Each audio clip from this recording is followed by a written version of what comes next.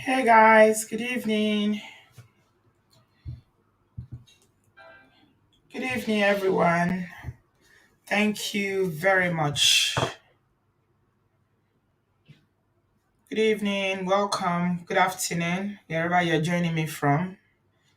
Thank you very much for being here tonight on this live stream. Thank you, everyone. Can you hear me? Please confirm if you can hear me. Good evening, Obodo Farm. I hope everyone is doing well today. Thank you all so much for being here. Thank you. Neka, Kedu Cody, I hope you are okay. Buki, welcome. Cha Cha, Caroline, Yvonne, thank you so much for being here. Thank you, everyone. Diama, welcome. Can you hear me? Thank you so much for being here. Sorry, I had to change the last in our last live stream. I said we were going to talk about Christian, but this Osinachi'S story keeps evolving, and there is so much revelations coming out, and I decided that we should do an update on it today. Thank you all so much. Please give it a thumbs up as you are coming into the studio. Give it a thumbs up, give it a thumbs up. Thank you so much, everyone. Appreciate you so very much. Thank you. So there's been like so many updates coming in. We've got so much, like every day there are different updates uh, that we're hearing on social media. There was an interview, somebody tagged me on an interview that was done by Osinachi'S mom. But unfortunately, I didn't understand because she was speaking in Igbo.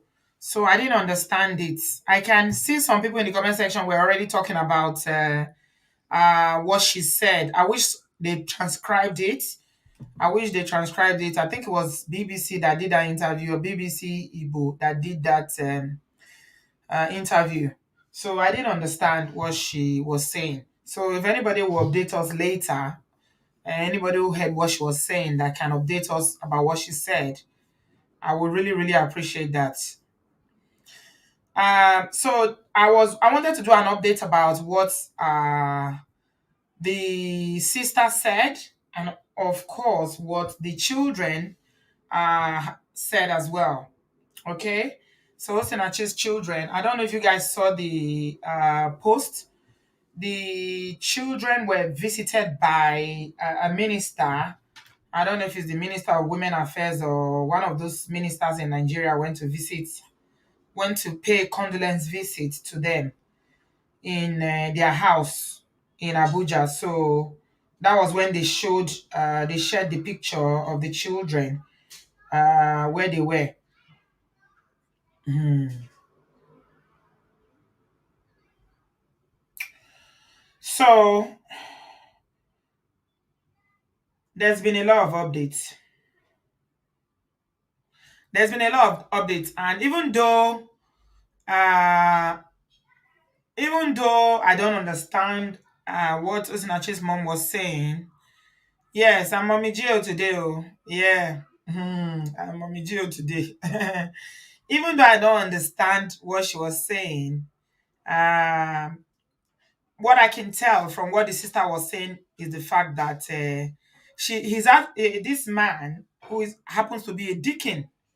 Okay, some posts they call him deacon, and in the other post, they say he's a pastor. I don't know which one he is, but I believe he holds some sort of position in the church as well, right? Yeah. You see how young the children are, very young, very innocent. And I saw a video where they were praying for her on her birthday, and oh, Jesus. Yeah. I've been trying to, since this whole thing happened, I've just been trying to hold it together, to put myself together. But when I saw that visit, when the minister went to the house to see the children, and I saw those kids, my people. So it's women, yeah, Minister of Women Affairs, Pauline Talen. She was the one that went to visit, and she's demanding for justice. When I saw the picture of Osinachi's children, I just I broke down. I broke down. Mm, I broke down. Linda, you're saying that you understand everything the mom said. To be translation will tear your heart apart. Yeah, I know it's gonna be pretty heavy stuff. Yeah, it's gonna be really heavy, heavy, heavy, heavy stuff. Because all the information we are gathering now from her family member, from men of God who knew her, and also fellow gospel artists who she worked with, everything that they are all saying is that it's like there is a history. Okay, the history of DV is long. It's very, very long. Okay, so I'm not surprised that what the sister, what the mom is saying, because he actually said it. He said it. Yeah, he said this is what he was going to do. He said it's either he deletes her, it's either she goes back deleted alive, or she goes back deleted. Yeah, that's what he said. So, and I think the mom was saying that, okay, oh, you finally done what you said you were going to do, right? Okay. So there's a chronology of events with regards to, this marriage between Osinachi and this man.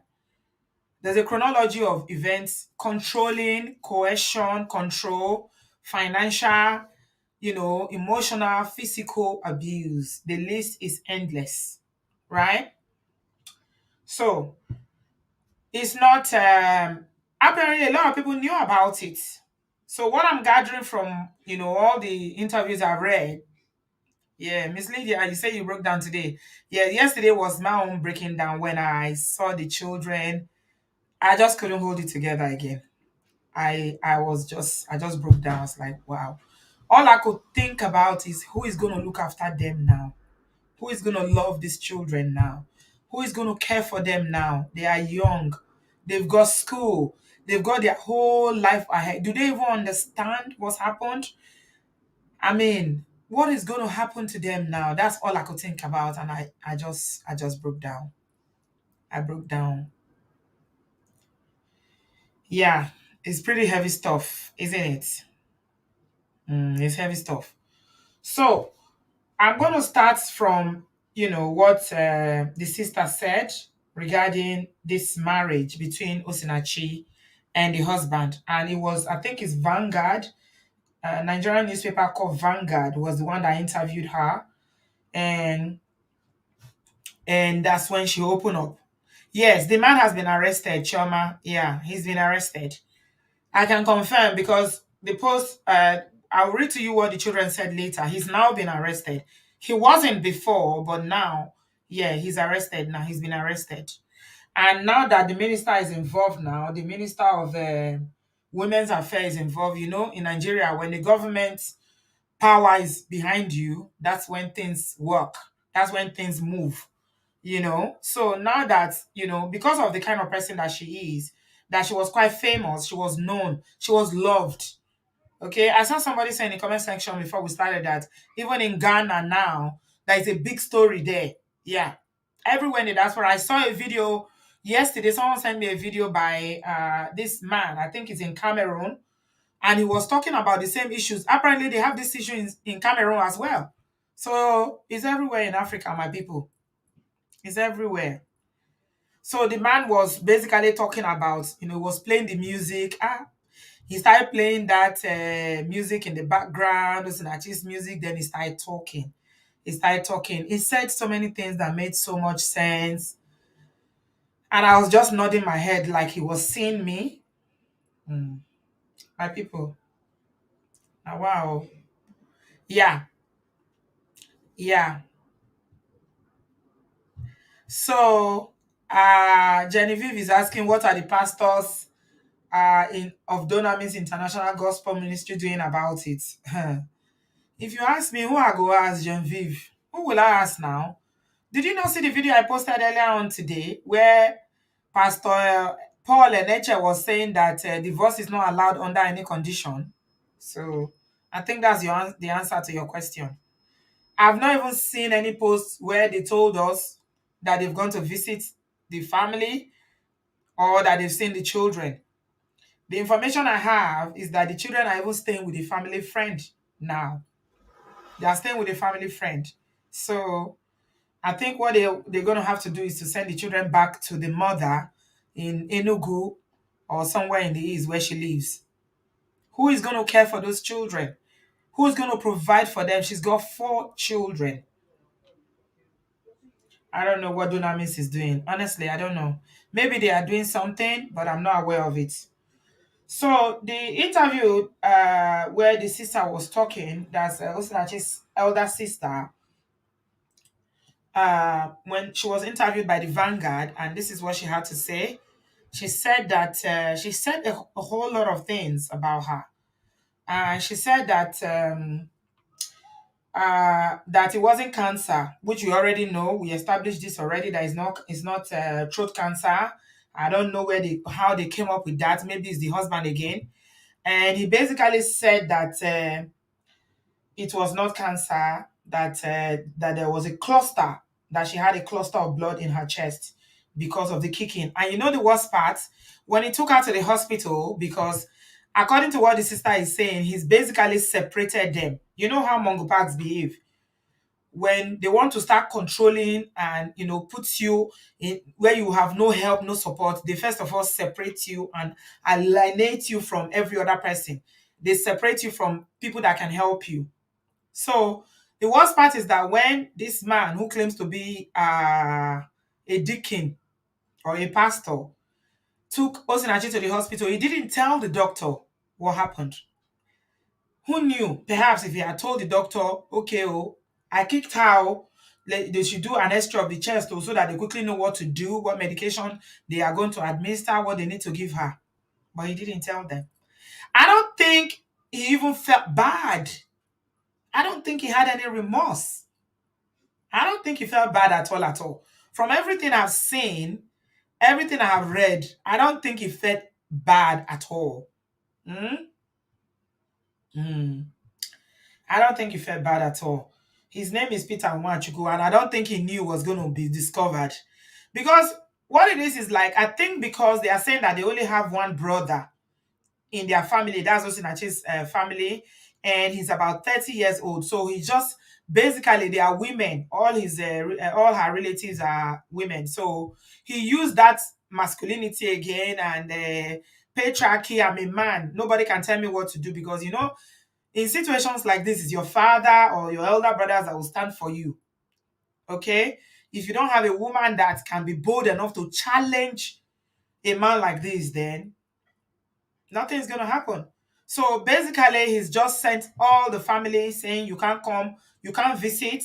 She cannot go home. She cannot go visit her mother.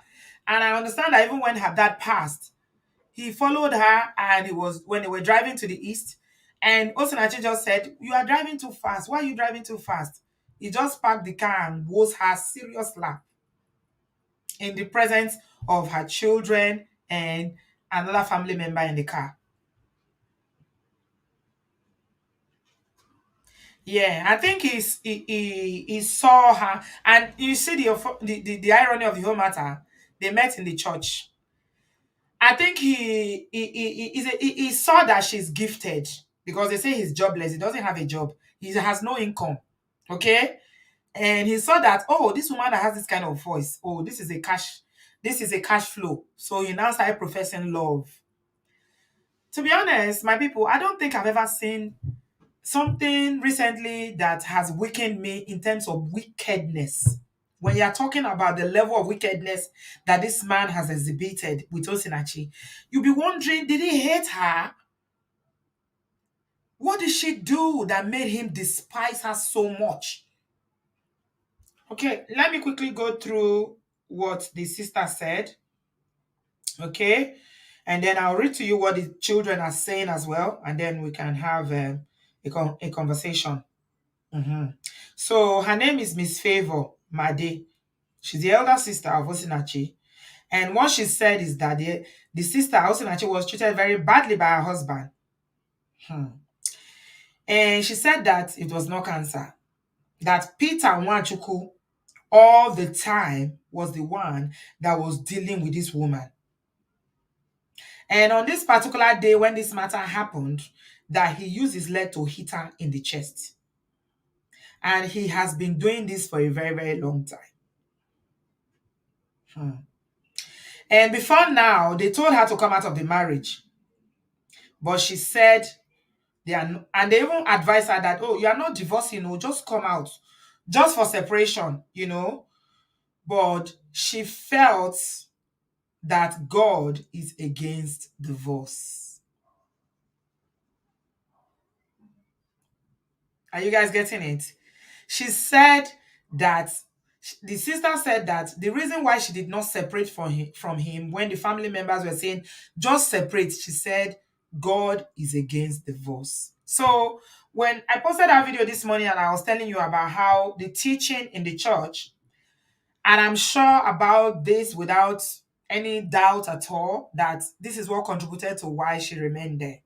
Because when your man of God is saying that divorce is not allowed under any condition, then this is what you believe. All right.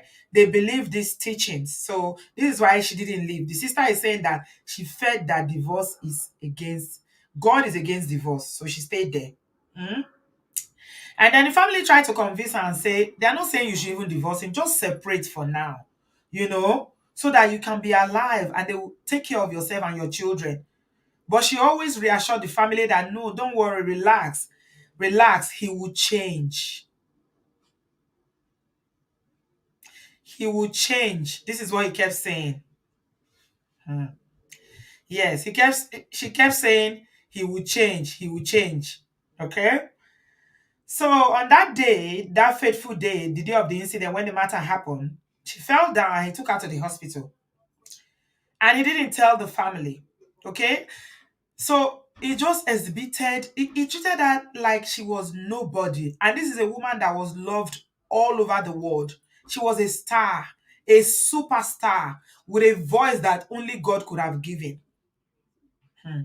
Yeah, please give this video a thumbs up. Give it a like as you are coming. Thank you, Flora. Give it a like, give it a like. Thank you, my people. Yeah. So it was even a friend who lives in Ebonyi State that called her twin sister because Osinachi has a twin sister and said, did Peter tell you what happened to Osinachi? That she's in hospital? And she said, the sister said, no. He said, no, he didn't tell us, so he didn't tell us anything. What happened? It was even this friend now that now told them, your sister is in hospital. Hmm. So the sister said, my brother had to ask the doctor what happened to her. And that is when the doctor said that she had clusters of blood on her chest. So, like I said, they didn't tell the doctor, the Peter didn't tell the doctor what had happened. He just took her to hospital because she was unconscious. He kicked her and then she fainted. You know how somebody will faint, then he now started thinking, what have I done? Maybe I didn't want this to be too hard as usual now because he's been doing it. He's been kicking and hitting. So now he didn't know, or perhaps he didn't know that this particular one is the one that will make her unconscious. So he took her to the hospital, but he didn't tell the doctor. And the sister said each time we talk to her, she would be pleading for peace. And if we move to ask, she will tell us no, that we should be calm. Okay? She will be saying we should be calm. She said Osinachi was living in Abuja with her husband and 4 children, 3 boys and a girl. My younger brother, who has gone to see the children, said that Peter was not arrested. This is somebody is asking when was this interview? This was on the 10th. Okay? So that was 2 days ago. As at the 10th, he was not arrested. Okay? Hmm. This was on the 10th, 2 days ago. He was still in his house in Abuja. Okay? But by the time that minister got there, he was no longer in the house because we saw pictures. I was going to upload the picture. I didn't even have time. I'll upload them soon.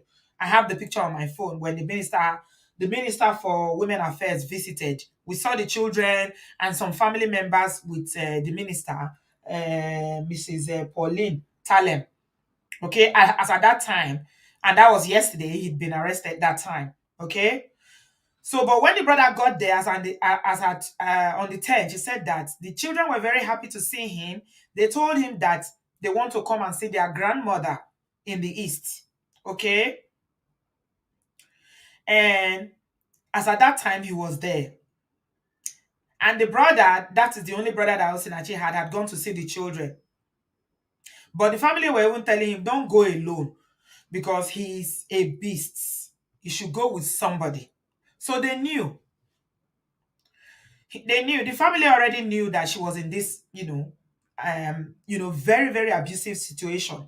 But she's the one that was reassuring the family, don't worry, he will change. I'm praying. God is against divorce. So she stayed, right? Thinking that he would change. You see the mistake that women make? Hmm.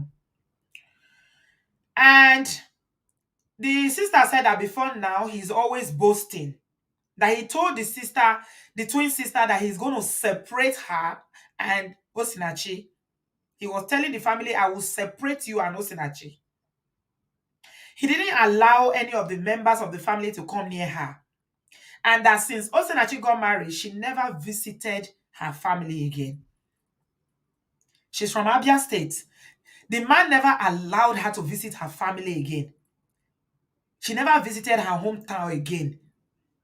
We come to the issue of possessiveness and thinking that that a woman is your property, right? So in 2017 her father passed. Okay. Hmm.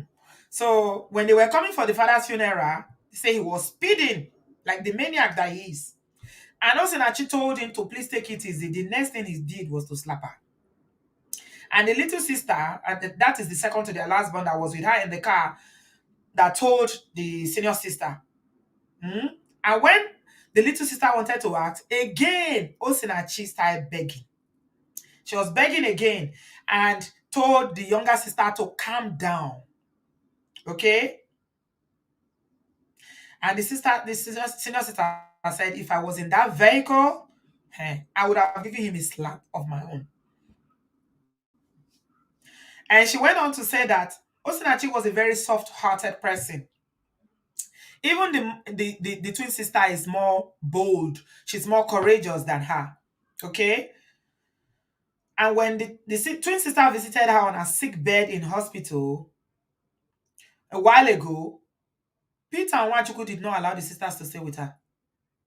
The kind of control he had over her is like remote control. You know how you hold remote control and you are pressing TV, you'll be changing channel. That is the kind of control this man called Peter Wanchuku had over this woman. He did not allow the twin sister to stay with her in hospital. So Osina just started begging the husband, please allow my sister to stay with me. Because she was passing through heart pain. And I'm sure it's because of another episode of beating again. But he refused. Then he ordered the sister out of the hospital. And then Osinachi had to beg the sister, since he refused to agree, to leave. The husband refused. He said, you cannot stay with your sister. Hey, you see, he was power drunk. I think, this kind of, what's coming to my mind is when somebody, because she's so gifted and she's so talented and she's so loved, he felt like he wanted to subdue her. He wanted to bring her to nothing, to make her feel like, who are you? You think you can sing? You have a voice. I will turn you to. He was really well. He was displaying so much power. He was showing so much power.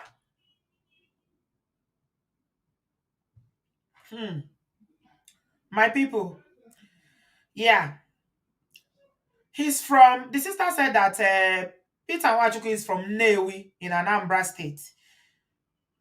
He doesn't have any job. Oh. The family does not know what he does for a living. He has no job. In fact, he ordered Osinachi to release to him the password of her YouTube music channel. And when the sister said no, he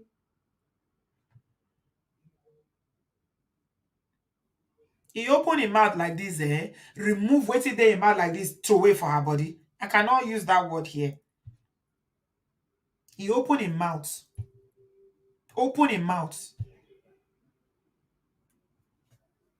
He was degrading her consistently. Consistently.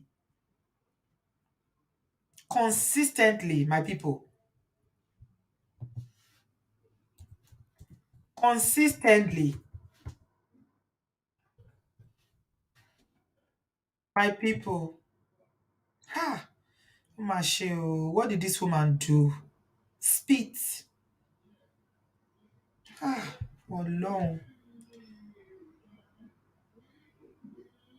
He told her the money is finished. He told her, say the money is finished. There's no money in your account anymore. And you know this music channel, they make a whole lot of money because they have a lot of views. Most of them have millions of subscribers. So you can imagine, and YouTube pays in dollars. Wherever you live in the world, it's dollars they pay. So you can imagine the amount of money. So he's the one that had access to her YouTube AdSense. And whenever she has any musical gig, like in Nigeria as a gospel minister, they bring her to different churches to minister. He's the one that will negotiate. If some of you follow me on Instagram, you would have seen the video I posted today. A pastor in Benin said that when they wanted to bring Osinachi to their church in Benin, that it was the husband that was negotiating. And he said it is the amount they paid Choma Jesus. Choma Jesus is another gospel singer from the eastern part of Nigeria too. She sings like Osinachi. I don't know whose voice is even. In fact, both of them are just wonderful singers. Her YouTube video, Ekweme, is over 70 million views. Okay. So you know what YouTube would have paid her for that. So he's the one, yes. He seized all her YouTube and where the money was coming in because the channel is monetized. Okay. So you know how much money they will pay for 70 million views? The sister said that whenever Osinachi books a program, whenever they want to book her, the money that is charged for the program is paid into Peter Wanchuku's account. Okay, he's the one that will negotiate the price, and this was evidenced today by that video I posted on my Instagram. The pastor in Benin said exactly the same. The pastor said, if you see the way the man is haggling, the man said, no, no, no, no, no, no, no, that's not the amount, though. It's the amount they pay Choma Jesus that they must pay. So they agreed. The pastor even said he was put off with the way he was haggling the price. So he now said, okay, 2 million. Guess what, my people? They paid the 2 million. Osinachi came and minister. He did not allow her to stay to spend the night. That same day, they had to leave Benin. The pastor said that when Osinachi got back to Abuja, Osinachi now called him and said, Daddy, was there any peace? Was there any peace offering, or was there anything? Because they normally give them envelope. The man said he was shocked. 2 months before the day that she came to minister, they've already paid the 2 million into Peter Wanchuku's account. He didn't tell her. He didn't tell her, boss lady. He collected the money 2 months before in his account. He didn't tell Osinachi. Osinachi went to Benin to perform. Boss lady is saying another pastor said it as well. So it's a confirmation that what they are saying is true. They are not lying against this man. Long suffering. Long suffering. So the sister said that all monies were paid into his account and my sister will be left with little or nothing. And she said this was somebody that God has lifted up. He feels that we have nobody because our first son, okay, the first son of the family is late. So he believes that it's only the younger brother and he cannot do anything to him. And there is nobody to speak for her. And he said to them categorically that if Osinachi did not come back alive, he will come back deleted. Hence, the mother said, oh, this is what you said you are going to do. You've done it. So he actually told them what he was going to do. And that is why I say here on the channel every day, my people, if somebody tells you this is what they are going to do, believe them. Don't say, oh, maybe God will change them. I'm praying. He told them what he was going to do, and he did it. Okay? So how did they get the information? Let me go quickly because of time. She said that after Osinachi passed, he didn't tell them. It was other people that told the family. One of the friends who she contacted to cook jollof rice was the one that called Osinachi's sister and said, have you heard anything? Go to the hospital. We are not hearing anything, no. They went to hospital. They don't see Osinachi for bed, though. Osinachi no dey bed again. He didn't tell the family. So he really looked down on them. This is a broke and jobless man who had nothing to his name. This woman was the one that was bringing in the money to the family, yet he disrespected her. He had no value for her. He didn't even respect the family. He didn't tell them. So they went there. They didn't know. Hmm, it was the sister said it wasn't until 8 p.m. that he started calling the brother. And then he just told the brother, this is what happened though. When our sister don't delete though, he don't buy. And he got the news around 5 p.m. And when he called the brother, he didn't even say, okay, you people should come. Oh, he just told them, okay, when our sister, your sister is gone. Hmm. And then he called the mother and he told the mother. And the mother said, okay, you fulfilled your promise, right? This is what you said you were going to do. You've done it. He just switched off his phone. Once the mother-in-law said, oh, this is what you said you were going to do. You've done it, right? He switched off his phone. Hmm. And now the family are saying that they want to see the children. They want to see the grandchildren. The mother said he just wants to see the grandchildren. Now that, her daughter is gone. And the children have been longing to go and see the grandmother. But Peter Nwachuku refused. He never allowed them. The children do not know their mother's village except when their father died. When Osinachi'S father died and they all went. And she said, even when Osinachi visits Enugu for a program, her flight is always booked back to Abuja the same day. The same day. He doesn't allow her to come to her house to see the mother. The mother did not do Omugwo, which is a tradition in Nigeria, all across Nigeria. We call it Omugwo because that's the name that Igbo people call it, but everybody does it. Like your mother will come and help you raise your children when you have a baby. And it's a very, very good thing that we in the diaspora we really miss, except those who are able to bring their parents abroad. Because that time when a woman has a baby, you need all the help that you can get. You know what Peter Nwachuku did? He did not allow Osinachi's mother to come. He didn't. And they are all in Nigeria there. The mother is in Enugu, Osinachi is in Abuja. He didn't allow her to do Omugo.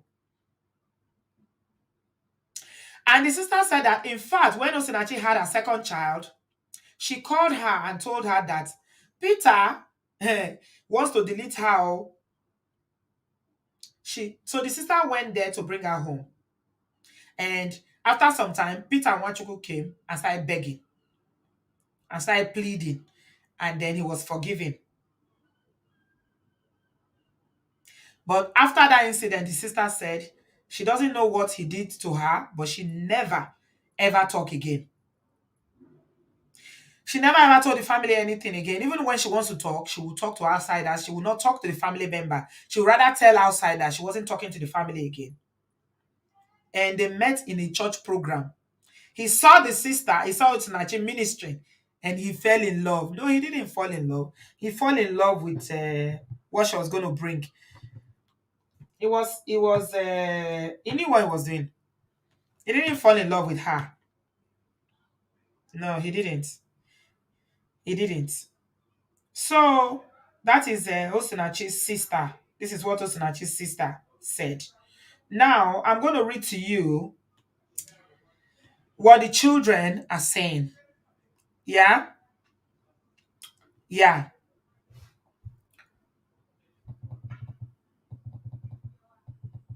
I'm going to read to you what the children are saying.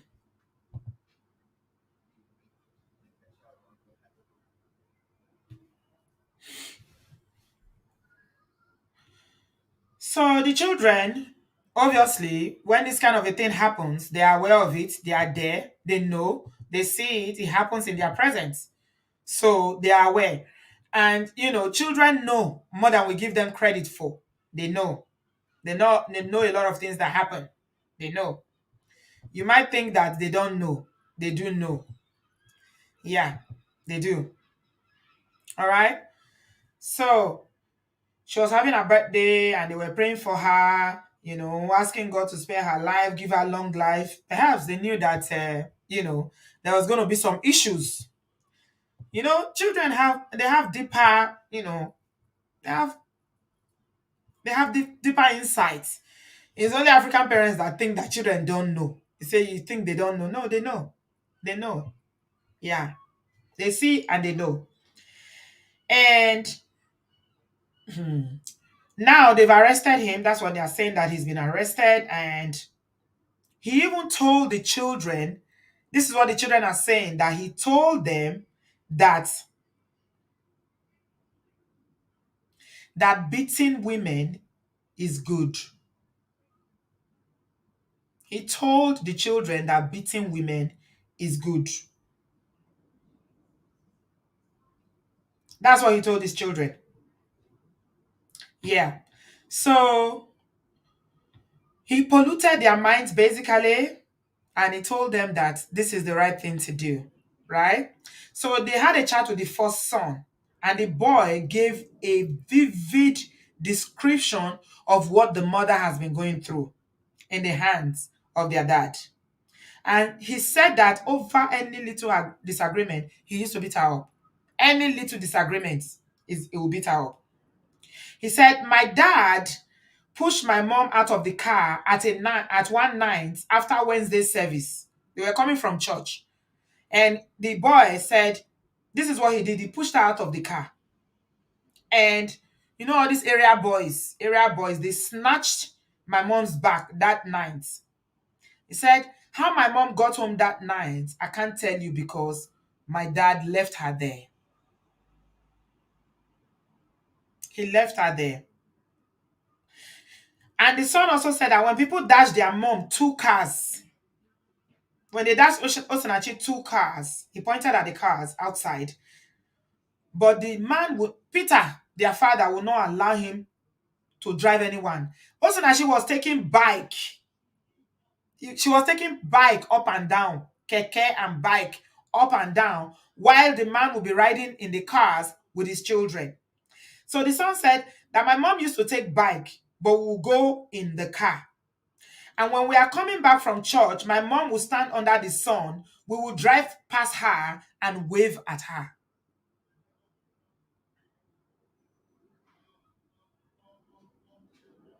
We will drive past her and wave. Bye. See you later. See you later. Oh, they will wave. And he will go home. And they are going to the same house.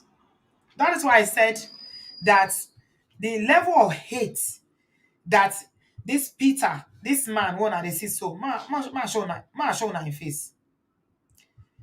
The kind hate when the man get for, I have never seen a thing like this before. It's like, you know, when we're doing the live stream the other day, one of the people that called in said, don't marry a man that is broke, doesn't have any ambition, is jobless, he has nothing. That they usually have too much frustration in them. Yeah. There's too much frustration, anger, problem, manipulation, name it. If there's anything that is more than a Ekwensu, he will drive. That's what the son said. And he said that she used to stand under the sun. She was taking keke napep and bike everywhere. And the son said that my dad told us that beating women is good. My mom always keep quiet for my daddy, but she always forgive now. And now she's gone. And the son said, but I am happy that my dad has been arrested because he used to shout at us and he also beats us too. That's what the son said, the elder son. And the children are not, I mean, from looking at them, I don't think the other son, the senior son will even be more than maybe 14 years, not more than. Between 10 and 14, I don't know their actual age, but I don't think they are more than that. Beautiful children, 4 boys and a girl. He took her cars, he took her money, he controlled everything. He was making her, when somebody is this kind of oppression that, okay, I can do this to you, and there is nothing you can do about it. And she kept saying, he will change, he will change, he will change. I mean, everything he did to her is a level of wickedness that you cannot even, I can't even fathom it. So this man is a deacon in the church. Oh, they go to the same church, Dunamis International. After service, he will take his four children and put them in the car. Yeah. And they will drive home. He will leave her to stand under the sun and be looking for transport to go home. So it's everything was calculated, it's deliberate. Like he wanted to break her. He wanted to break her. Maybe I think he detested her, maybe because of the gifts that she had, that voice that God gave her. Because I've never seen this kind of demonic behavior before, whereby you are the one that has no money. The pastor was saying that, two pastors now, someone confirmed, saying that whenever she's going to minister, that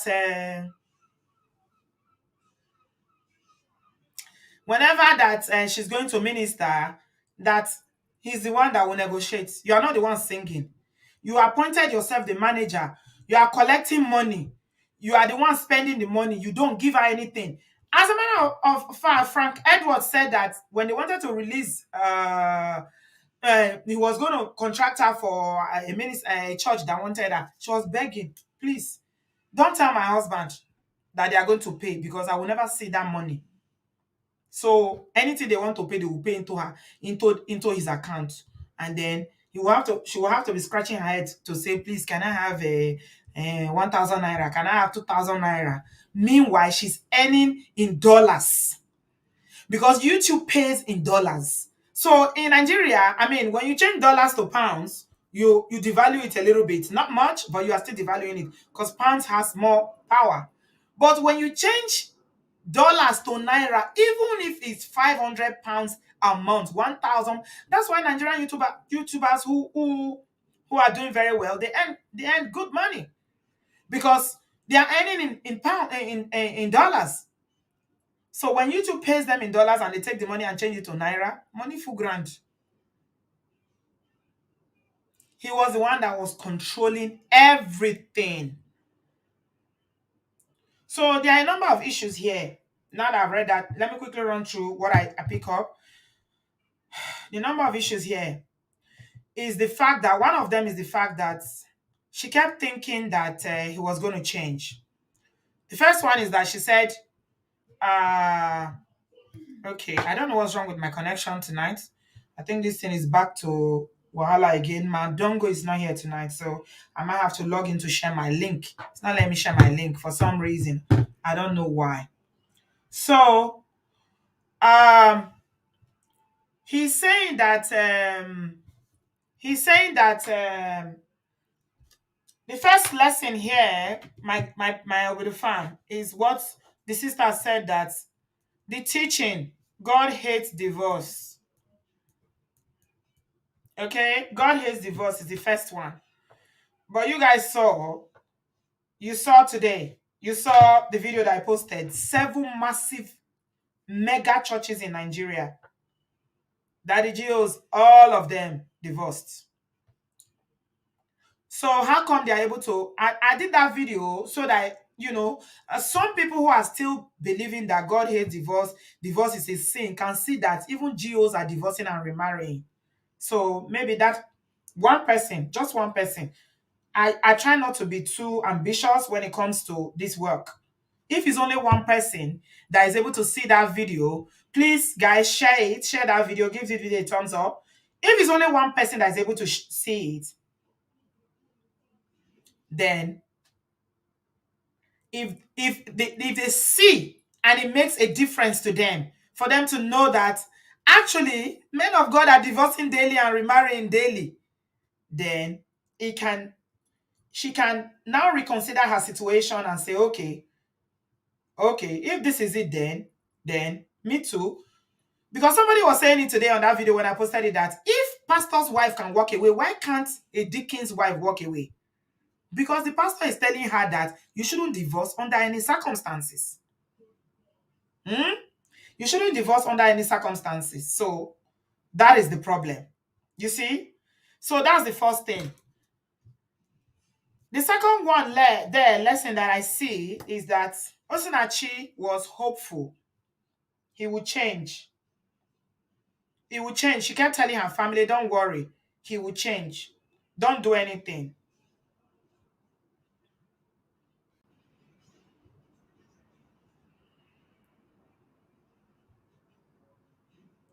I'm trying to share my link because for some reason, the one on the computer, yeah, I shared it now.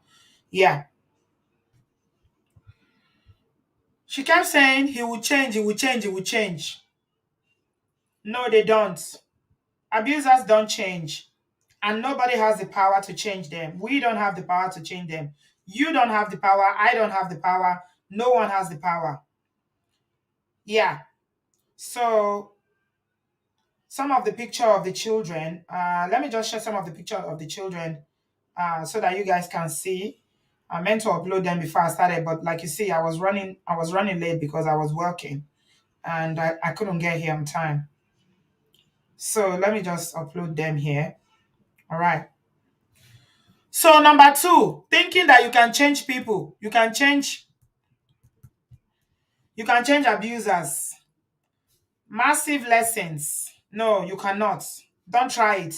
You don't have the power. Only God can. And He will do it in His time. Hiding it. When you are in an abusive relationship, abusive marriage, you are hiding it. Hiding it from your family. Please don't tell anybody. Please don't tell anybody. You know, we are hush, hush, hush. We like to do hush, hush, hush. She surrendered too much of her power. She surrendered everything to him. And I think the reason why she did it, maybe partly because of her personality, that she's a calm and easygoing person who is not, doesn't have the strength for wahala. Another reason is because she's a Christian woman and she believes that in submission, you should just do whatever your husband wants. Anything he wants, don't just do it. Don't argue, don't say anything. All right? So, I mean, there are so many lessons there in Osinachi'S story, sad as it is. Let me show you her children. I've managed to upload it now, if this thing will allow me. Can you guys see it? Yeah, you're seeing it. Yeah. That's the minister there. That's the minister. That's Paul in there. That's the senior ones. Yeah, those are the children. That's the children. When the minister was visiting. For the minister to visit, that's to tell you the kind of person that this woman is. She's not an ordinary person. And that's another lesson. If you are a woman or you are a person that you have purpose and you have a talent, or you know that you have an assignment, you need to be very, very, very careful the kind of person that you are marrying, because he wants to dim her light. All I could say is that Peter Wanchukwu wanted to dim this woman's light. He wanted to say, who are you? Now you they sing, people they cry, everybody they surrender, they give their life to Christ. Who are you? I will reduce you to nothing. It's about power, oppressive power. Yeah. So, my people, plenty lessons. Oh, I am going to be adding people now. I think I'm going to have to do it from here because for some reason, I don't know. Let's see if this one will work. Okay, Sister Rita, can you hear me? Sister B. Yes, I can hear you. Good evening. Hello, Sister B. Can you hear me, Sister Rita? Yeah, I can hear you very well. Are you guys hearing her? I can't hear you. I can hear you very well. I'm not hearing you. What's happening? Can you hear me now?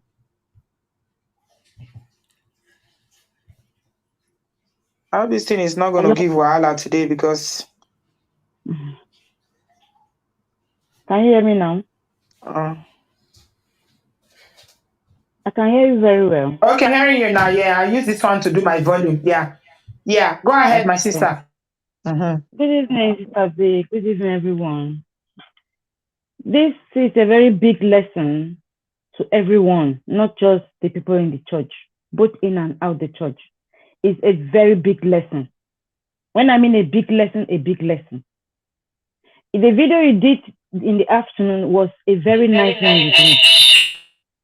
because that video is going to send a lot of message outside. Because these people, they do things that as if they are the only one that are entitled to do that.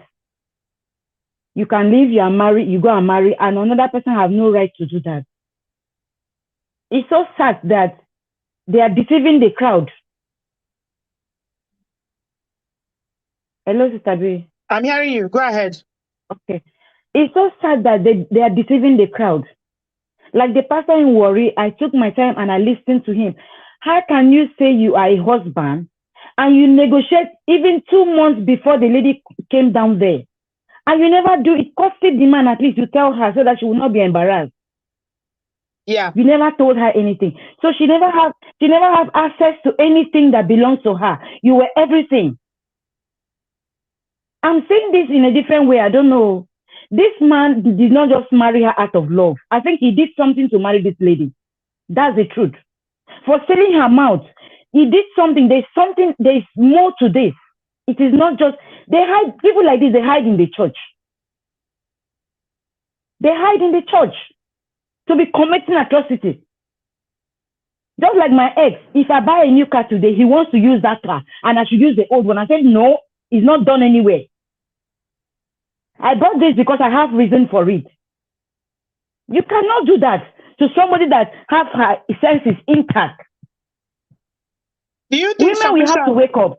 Sister Rita, do you think submission, the preaching of submission, for Christian women was, one of the factors that made her to just, allow herself to be walked all over like that by this man?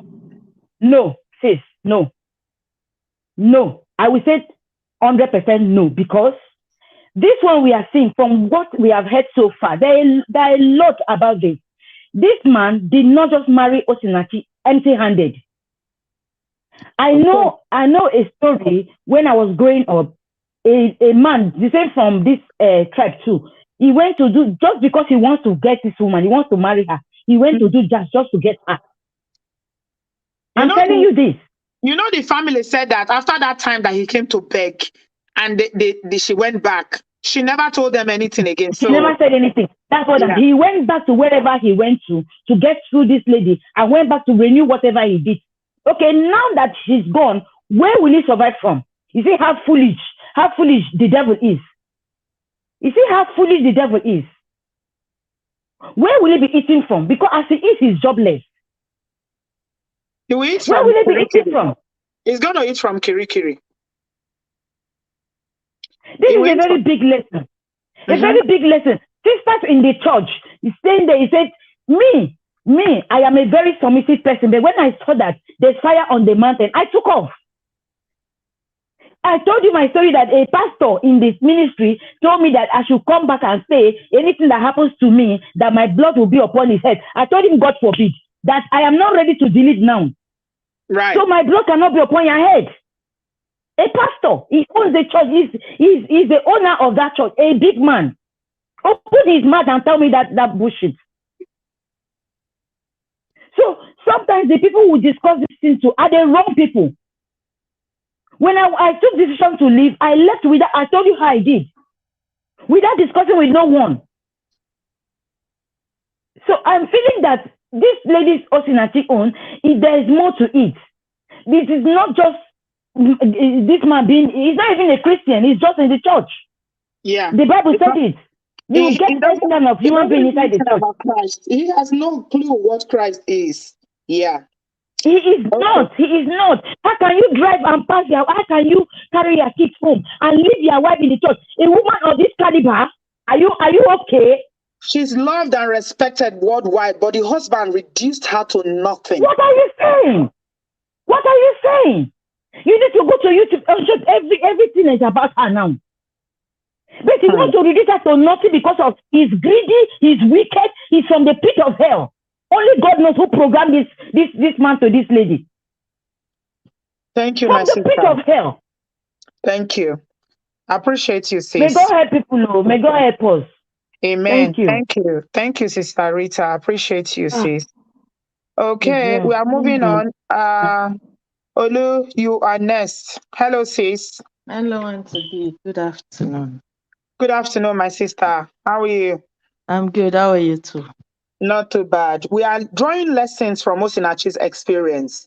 Yes. It's unfortunate what's happened to her. Everybody is pained. We are all broken. But what can we learn? What can other women who are in similar situations learn? I'm trying not to I'm trying not to break down honestly. But I Yeah. want to say some things. I every time I call into the program, I always talk from the Bible's perspective, and I don't want to sound like I'm religious or I'm talking about Bible too much, but I feel that Bible is complete. And Auntie B, please give me some time to just express myself this afternoon. So Okay. the number one lesson I want us to learn is that no matter how someone is going to church, the person will not change unless the person wants to change. Let us look at the story of Judas. The Bible says Judas was following Jesus, but he was a greedy man. Mm-hmm. Despite the fact that he was following Jesus, he didn't change Yeah. until he met his death. He didn't change until he denied Jesus because of money. So women, please, if somebody is an abuser, don't never think the person will change because you are going to church together. The person will not change unless he is intentional about changing. Hmm. And as we are talking about the story of this woman, what came to my mind was the story of Samson. Samson saw Delilah. Delilah was showing Samson the kind of person she was, Mm-hmm. yet Samson will never leave her until Delilah destroyed Samson. Hmm. That was what was coming to my mind. This woman had so much. God has given her a mission. Hmm. God gave her an assignment. God gave Hmm. her a purpose. Hmm. But she was sleeping with a Delilah in a man's form. Mm-hmm. Yet she couldn't wake up to understand that this man just this man was on a mission to destroy her, Mm-hmm. but she didn't see it. Everybody around her saw it, but it was only her that could not see it. It is unfortunate. I was reading comments, people were saying maybe our time was up, our assignment was finished, and that was getting me more infuriated. Yeah. They will say all Because sorts of things. our assignment was not finished. Our No. assignment was cut short the same way Samson's assignment was cut short. God gave Samson an assignment to destroy the Philistine. God gave this woman an assignment. Hmm. People we might say eventually he destroyed the Philistine, but the plan of God was not for him to die with the Philistines. If this woman had come out earlier and was sensitizing women about what she has been through and telling them that this is an example of me, she would have still been alive. She would still be ministering in songs, and she would have been sensitizing women. Now, women, their eyes might be opening now because of this woman, but she died with this cause. Hmm. She's Deleted. not supposed It to. is No, deleted. she Yeah. was not supposed to. Oh, I mean Mm. deleted, sorry. She was not supposed to. She Hmm. was not supposed to. So it is Yeah. very painful. And I want to encourage women right now. If you are going through such, no matter how little it is, you might be thinking my own is not as bad as this. I believe it won't happen to me. The truth of the matter is the victim and the abusers will not know the end time. They will be doing it. They will not know that maybe this last one will be the It's end the one, last one. is Yeah. the last one. So it's Yeah. better you just take yourself out of it. The Bible says, flee all appearances of evil. We Yeah. quote that scripture when it is fornication or adultery. We Yeah. don't understand that it is beyond that. Every Yeah. appearances, no Yeah. matter how little it is, as long as it looks like this is an evil thing, flee. God Yeah. bless you, my sister. Thank you very much, Taolu. I appreciate you, ma. Thank you. Thank you. Bye. Yeah. So you are hearing the advice. There are so many women sitting on this table. Please don't become a statistics. Don't say it's not my portion. You know, Nigerian women, we are very, very fanatical when it comes to religion. I reject it in Jesus' name. It's not my portion in Jesus' name. I'm sure Osinachi didn't know it would be her portion, but it happened. Do not become a statistics. I beg you in the name of Jesus Christ of Nazareth, flee from evil. You are not breaking your marriage vows. It is the person that puts their hands on you that is beating you that is already broken their own wedding vows. So you are not the one. Good evening. Hello. 290, please hold on. Let me just take this quick call. Yeah. Okay. Hello. Hello, ma. Hello. Yeah, I'm hearing you. Go ahead, ma. Where are you calling us from? Oh, yeah, I'm calling from Eastern Texas. Okay, what do you have to say? Yeah, I just have a little contribution to what's going on. So, like everybody else, we're really like pained. It's really sad what happened to her. One thing that I've always said is that I'm a married woman as well. I've been married for about 15 years now. You know, one thing that African women in general, we should know, honestly, marriage is not a do or die affair. People should stop worrying about what people will say. Our society contributes a lot. They contribute a lot to this type of thing. My mom, she was never married. She was pregnant with, my dad. They got pregnant when they were in college. It affected my mom a lot because at the end of the day, she didn't get married to my dad.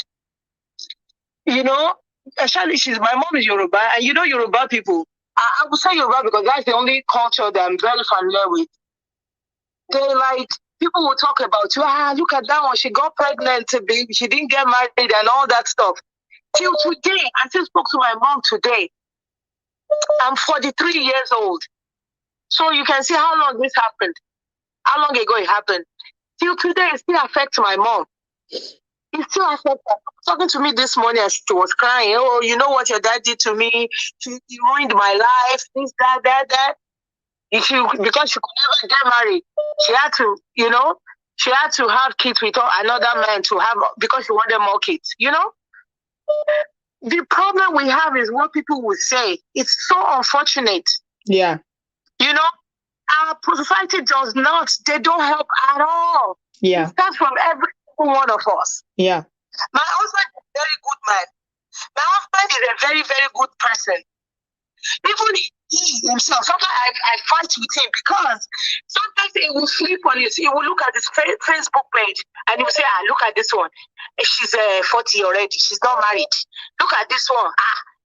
You better go back to your husband. What are you doing? You left your husband. My husband is a good person, Christian. He talks like that. And I get mad at him. Yeah. I said, marriage does not define a woman. Yeah. You don't have to.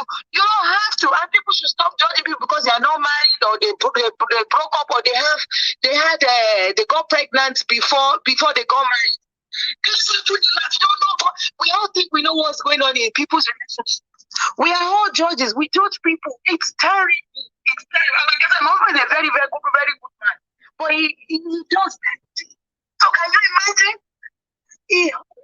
Maybe because my mom was a single parent, I understand that a lot. I tend to have empathy. I tend to not judge people. Whether they don't have a relationship. People, we should all mind and let people live and let them live their lives. I'm glad I don't Pastor Folk. I never care about it. Honestly, I don't care about pastors. You will never see me run after a pastor that did you. No. I go to a redeemed church. My pastor has been telling me, I want to come to your house to come and visit. I'm not even saying I was raised as an Adventist. We don't do stuff. We don't even really, we just go to church and pray and worship and go back home. That's it. Okay, so, thank you very much. Yeah. I appreciate your call, my sister. So yeah, our society needs help. We all need to be less judgmental. That's my own thing. So that people can be free, to handle their life the way they want to. Yeah. You need to. Yeah. Thank you. Thank you so much. Yeah, I think I get what our sister there is saying. Shame, stigma, name calling of divorced people or people whose marriages have failed contributes to why women remain in such relationships. So take a look at the mirror. Next time you see somebody that is divorced or a single parent and you start saying anything derogatory about them, then remember Osinachi and remember Chichi and other women who've gone because they refuse to leave because of what people will say. And then let's change the narrative. Tuna Inja, you're welcome. Sorry for the wait. Oh no, don't mention. Thank you for having me. A woman is dead here, and I fear that a lot of people are missing some of the lessons we should be learning from these things. Um, People have some we don't like some of the stuff I'm saying. I will say here. For one, I think that a man that goes out of their way to start attacking women has lost their way from their real purpose, which is the opposite, to protect women and children so that basically life continues. That Yeah, is the primary purpose of a man. yeah, And if you are not doing that, you have to understand you have missed this thing, you have missed your primary directive. That is what you are meant to do. yeah. And so that is one. And for me, as a group, I mean, I'm not even talking only about Nigerians. I'm saying as black men. If you look at the world today, Mm, we have failed our women and our children more than any group in this world. We have yeah. not protected our countries. We have not protected our families enough, and Hmm. we've not protected our societies enough. So that men have to own that one. That is their mistake, and that is Thank you. something that they have to make up for. Thank you for Um, that. um, Regarding, I think some people are putting this on marriage, and I think that is a misguided approach. Because marriage is not the reason why this is happening. Like I said, it's the culture and it's a mindset of men that don't understand their true purpose anymore. Right. And the men themselves have to hold men accountable. You can't have a man go around doing stuff like that and other men are just like, okay, that's the way we are supposed to do it. We should teach our women a lesson. No, that is punching.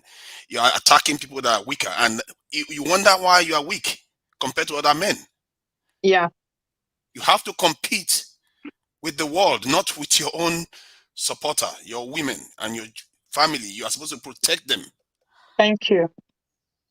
So that is something we have to watch out for, because I think that the culture needs to change where men understand this and call other men out. The moment you do this type of stuff, not worrying too much about stigmatizing marriage, worry more about stigmatizing men that do these things. You have to stigmatize those ones. They can't be made to act as if they are normal, honorable members of society, because that is a failure of fundamental duty of a man. Hmm.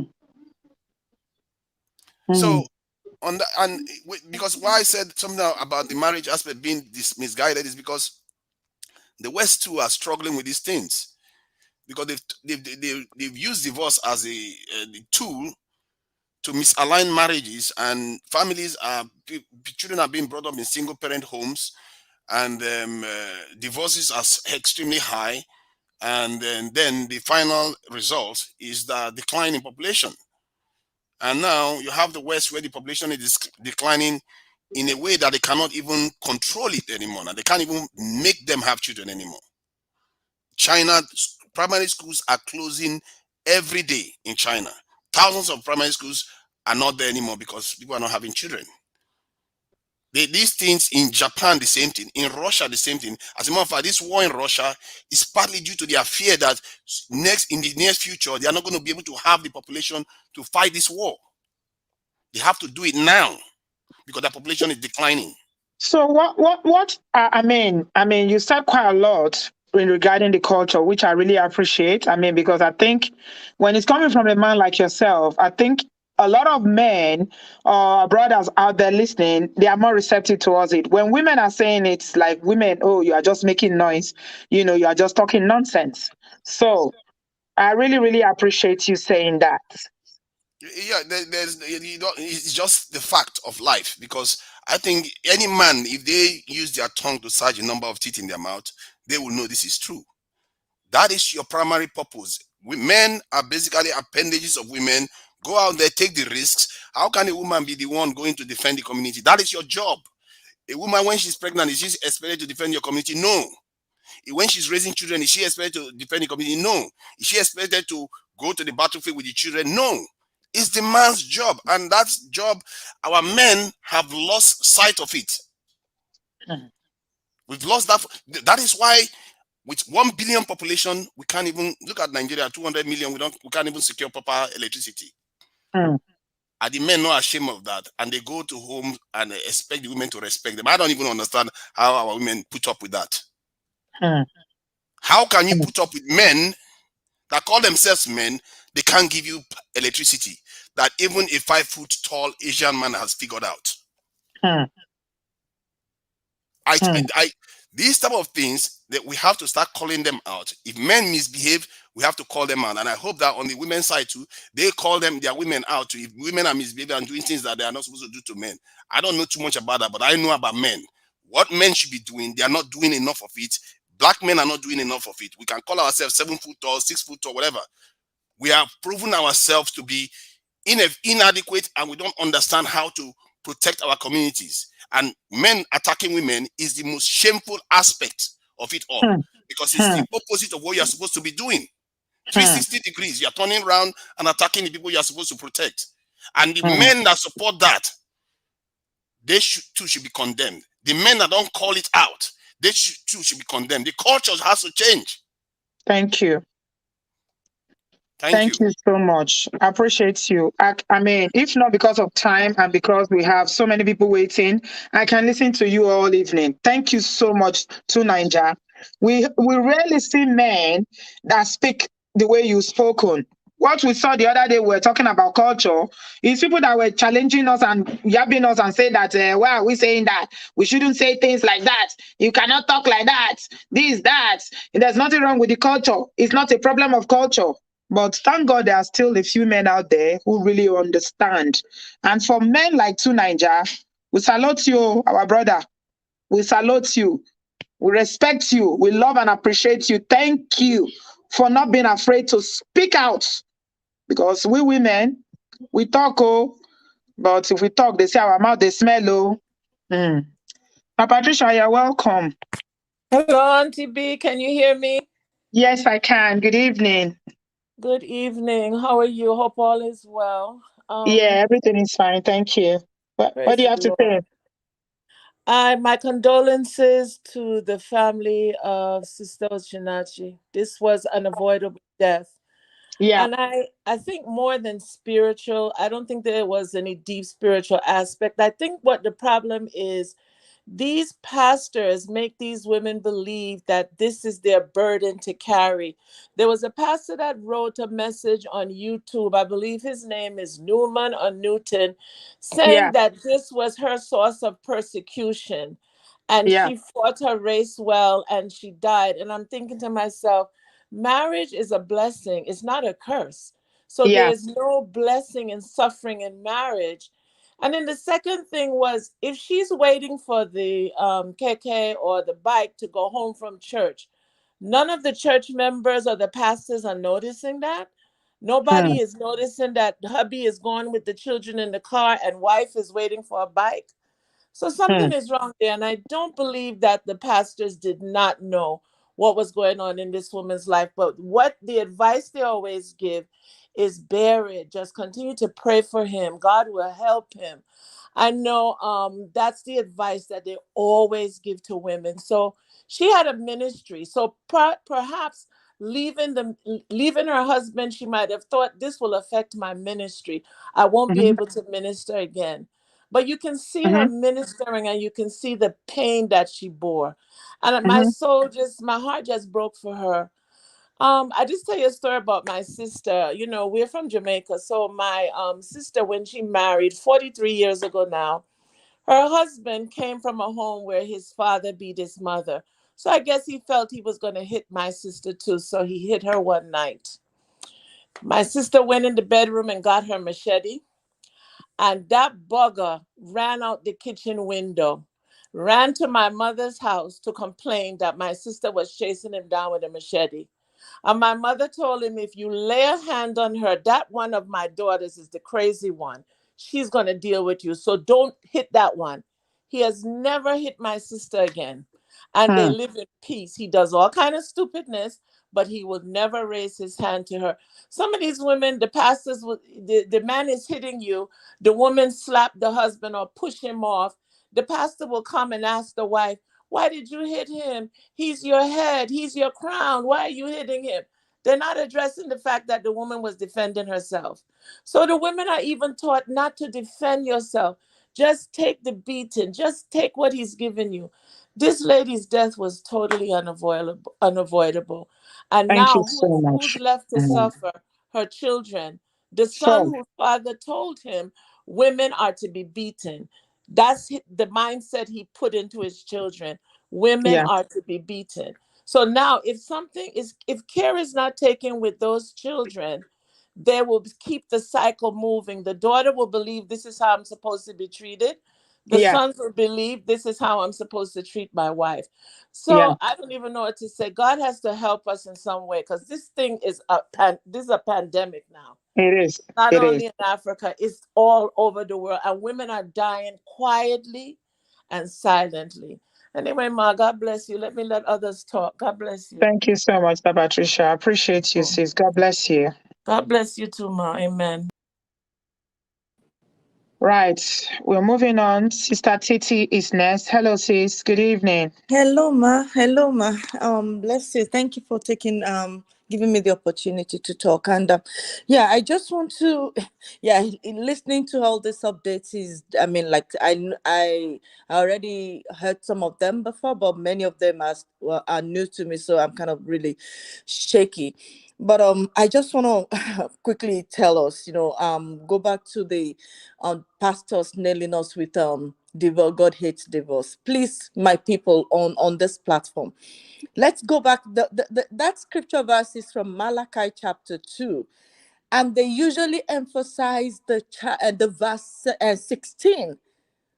But I need us to go back to from verse 11, where the entire thing started, because we need to know the context under Yeah. which God was talking. So we Mm-hmm. go back to verse 11 all the way to 16. If we read that, I don't want to start talking, I mean reading it, but if we read that, we will see that God was actually talking to the men, not the women. Mm-hmm. Not the women. And God was saying, you are flooding the temple with your tears and everything. But I am not answering your prayers. And you're asking why. It's because you have dealt treacherously with the wife of your youth.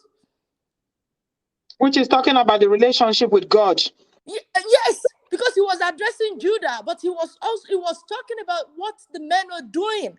Yeah. That when I hate divorce, and I'm happily divorced too, for sure, and I'm happy that I made that decision. Else I don't know, but it was a liberation for me, because I was nailed with this part too. But it was a liberation when I read this verses upward. Like went to look at the context, because at the end of the day, God hates divorce, not because he wants us to stay in all of this nonsense, but he hates divorce because of what divorce does to the two parties. Divorce is ugly, it is painful, it is heartbreaking and everything, but that does not mean that God does not want it. I mean, God will not have you go that route, but he's let the men know, when you do this, you are breaking the vow that you have made to the wife of your youth. Let me read this for you quickly, since you brought it up now, the scriptural aspects. And Yes, this ma'am. lovely lady here called Natalie Yes, I Hoffman. follow her. I Yeah, follow she her. said divorce isn't the breaking of a marriage covenant, of the marriage Yes, covenant. Is the legal process and ending of a marriage covenant that was already broken. that's right. The marriage is broken already. Yes. Women who initiate divorce from abusive men are not the covenant breakers. Mm-hmm. We need to tell the truth about this to protect these women. Absolutely. And I follow Netherly. I follow Netherly and among many other women, women that are rising up, I mean, on their different platforms. So I know, but I just want us to know that it's a way of keeping women under when pastors are from using their pulpit to promote this, and it only benefits the men. But I just want to please women, please, for the sake of Christ and for the mission that God has given us to do, let us understand. Go back to the scripture and read it. Yes, the stigmatization is there. Yes, it is not easy to be a single parent or anything. It is not easy. However, will we rather take what these children are going through, Osinachi'S children are going through? Will we ever wish that for our children? Or will we wish what happened to her to ourselves? Another scripture that I quickly want to put in, please, Auntie B, is Proverbs chapter 6, 11 to 9, from 11 to 19. And it says 16 to 19, sorry. It's stating 6 things that God hates. He said 6 things God hates, 7 that he actually frowned at. And please look at the list. Divorce is not there. Separation is not there. He talks Thank about you. Hmm. eyes that are arrogant, Hmm. eyes that are arrogant, a tongue that lies, hand that spy the innocent, Hmm. a heart that hatches evil plots, feet that race down a wicked track, a mouth that lies under oath, and a troublemaker in the family. Hmm. Please, that is Proverbs chapter 6, 16 to 19. Please, please, divorce is not here. All of this has included this mongo pack of a human being that we are looking at. All of these things that God hates has included this man and many of our mongo packs everywhere. It does not include separation. It does not include running for your safety. I mean, for the sanity of your children, for these children to be everything that God wants them to be. What are we doing? Let us stop and go back to the scripture if you're a Christian. And if you don't have to be a Christian here, because I recognize that not all of us are Christians here. We don't have to be Christians. We have morals. We have moral values. Every culture has it, and it cuts across. How can a man be telling the children that it is right? I mean, as in it is right to beat a woman, their mother. And we are looking at 3 male children there. We are looking at those children. He said he's out. He said it out to the children. Many of these mango packs don't say it out with their words, but they say it with their actions. Please, please, women, please, please. For our sanity and for our children, even if we don't love ourselves, please, let's the children that we are bringing into this institution, let's be responsible enough. I have my own heartache that for the fact that I did not make the decision early. I have my heartache over my own child. I have not seen my daughter, my first daughter, for years now. We live in the same city, but we don't talk. Hmm. We Hmm. live in the same city, we don't talk. She doesn't want to have anything to do with me. Because you stayed when you should have Because I left. stayed, and she's Hmm. traumatized. Yeah. She's in her 20s and she's traumatized. Can we just stop? Hmm. Can we stop?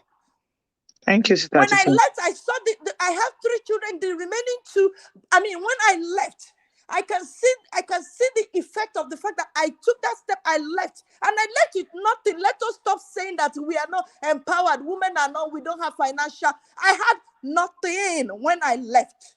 I had Hmm. nothing. I had nothing, zero. But it's better if you want to sleep on the street. Sleep on the street with your children. Hmm. Thank you, my sister. Thank you. I can tell that this hits home for you. It's very personal for you. And I haven't been a survivor as well, and I know how exactly you feel. Thank you, Auntie B. God Thank you, bless us. God Strategy. bless us. Thank you. Thank Yes, ma'am. you. I hope that whoever has ears will listen to people with lived experiences here that are sharing their own personal experience.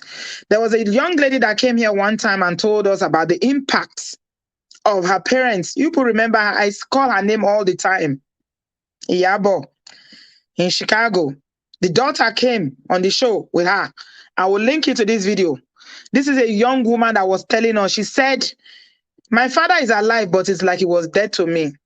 And then she started to recount all the impact of having her father beat her mother every day in America.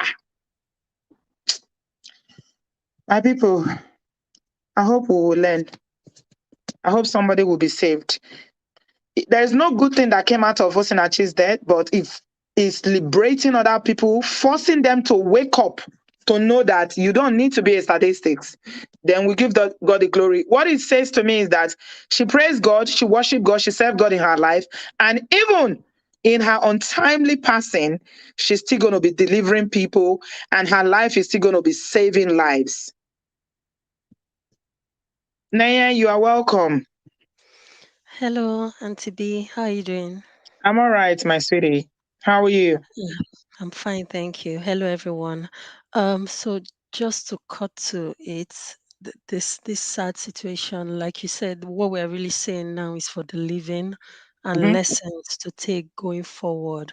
Yeah. Listening to all you had said earlier, even if jazz was not involved, Hmm. there is a methodical breaking down of someone's defenses. Hmm. It is like some sort of programming. It's a sort of programming whereby you get lost and just forget about even who you are. Hmm. It takes place over time. Sometimes you begin to wonder, how come somebody doesn't want to relate with his or her family? That whole process of alienating you from your support system, removing you from those people who would actually stand up for you come rain, come sunshine, making it impossible for you to relate with those who really care about you, forcing you then into the hands of strangers. The ability to do all that over time, it's some sort of reprogramming. And that is what this man successfully did. And Hmm. to me, the very first lesson is, as a woman, the first thing we are to understand is we have our worth. And that worth is independent of marriage or childbirth. Hmm. I think that is the first thing I mean, yes, this life we're really emerging from a lot of things. So there are a lot of things culturally, religiously that are still in effect, but today's age is not like 50 or 100 years ago. We are emerging and we will keep on emerging. And I think the very first thing is recognizing now that, unlike before, our worth is not tied to marriage Yeah. or childbirth. And Yeah. that is not to say there is anything wrong with the marriage institution, but the marriage institution is to serve a purpose. The first purpose is companionship. And if you are not, I mean, you cannot be getting companionship in an abusive marriage. It's not Mm-mm. possible. It's Mm-mm. not possible. So you begin to ask yourself, what then are you in there for? So my first point is, know your worth and stick with it. Mm. And then that should drive the kind of partner you end up being with. That would also drive beyond the selection stage, even when you get into marriage. It will also drive the way you relate in the marriage. Being submissive, being respectful, and all that good stuff should not encroach on your sense as a person. Mm-hmm. And that is why I bring it back to knowing your worth, Mm-hmm. understanding that there are things you cannot take. Because the truth is, once you give an inch, you will give a mile. You Yeah. will give a mile. What you accommodate from day one, it will continue because the abuser will keep pushing the envelope, Yeah. keep pushing the envelope. So long as there's no repercussion, they will keep pushing the envelope and only stop when they see, okay, they've gotten to the manageable limit. Sometimes they don't stop. Yeah. They don't stop at all. Yeah. Like the story of the lady, I mean, the lady that just gave an example of when the man wanted to beat the sister and then I have an exact story like that. Mm-hmm. Just that one day, the woman broke bottle. Mm-hmm. It did not happen ever again till today. We did not hear it, and they are still Mm-hmm. living together. The next thing I wanted to say is Mm-hmm. understanding exactly what you need in a man. So, I mean, the idea of getting married to someone who from day one, I don't know, like we're all really outsiders, really don't know, but it really seems as though from day one he had nothing. It didn't. What The kind of family said that. marriage? The Yeah. family said they had nothing. So then what kind of marriage do you want to have when some of these people, the thing that drives them or make their own worth is derived from being able to lord it over. Yeah. Then imagine when someone wants to lord it over you with nothing. Yeah. So Yeah. how then can one allow his or herself, or I mean herself, get into a marriage with someone who doesn't have a job? That's where the hate come from. Yes, That's why she was looking at him, and you could tell that he loud, like he really loves her.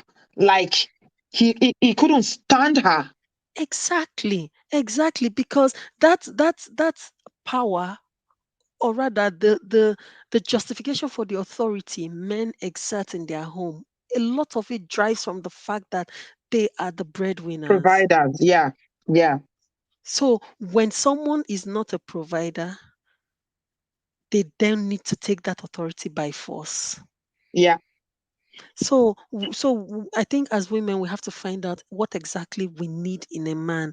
We should refuse to be less than what we actually are. Another thing is, I mean, this story has a lot of, the family knowing that this was going on and we're just helpless. And I think at this point, I'm also helpless because I've been asking myself if, God forbid, but if my sibling was in this situation, really? Mm.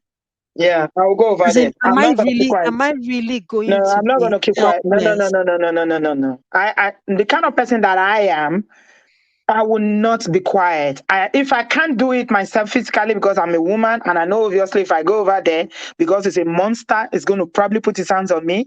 Nigeria, you can hire muscle. All you need is money. I will go and hire people. I will hire army. I'll hire mopo. All I need is money. Once you give them money, they will do what you like. Let me tell you what I did one time when I went to Nigeria. Nigerians is full of mad people everywhere. Mm, Some people were living in my house illegally. They refused to leave. They were not paying me rent. You know what I did? I went and carried SARS. That was before they disbanded them. I mm. paid SARS money. They came. When they came, the boy that was making mouth and saying, "Who am I? She doesn't know me," was talking nonsense. When he saw SARS, he was shaking. He ran away. He left his things. He didn't even pack his load. For 3 days, he didn't come back to the house. That is the kind of madness that some Nigerians need. So if I were hosting a sister, or if any of my sisters is in that situation like that, that is what I would do. I don't need to fight him physically. I don't have the strength, Yeah. but I will use my money to pay for muscle that will help me deal with him, and then I will take my sister and go. If she doesn't want to go, I will drag her. I will drag her.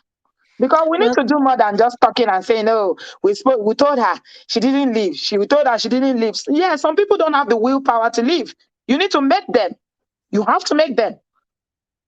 Because I I don't think I will be able to sleep. I don't think my conscience will be able to take it, knowing that I know what, a family member of mine is going through like this. If I didn't do anything and she's deleted.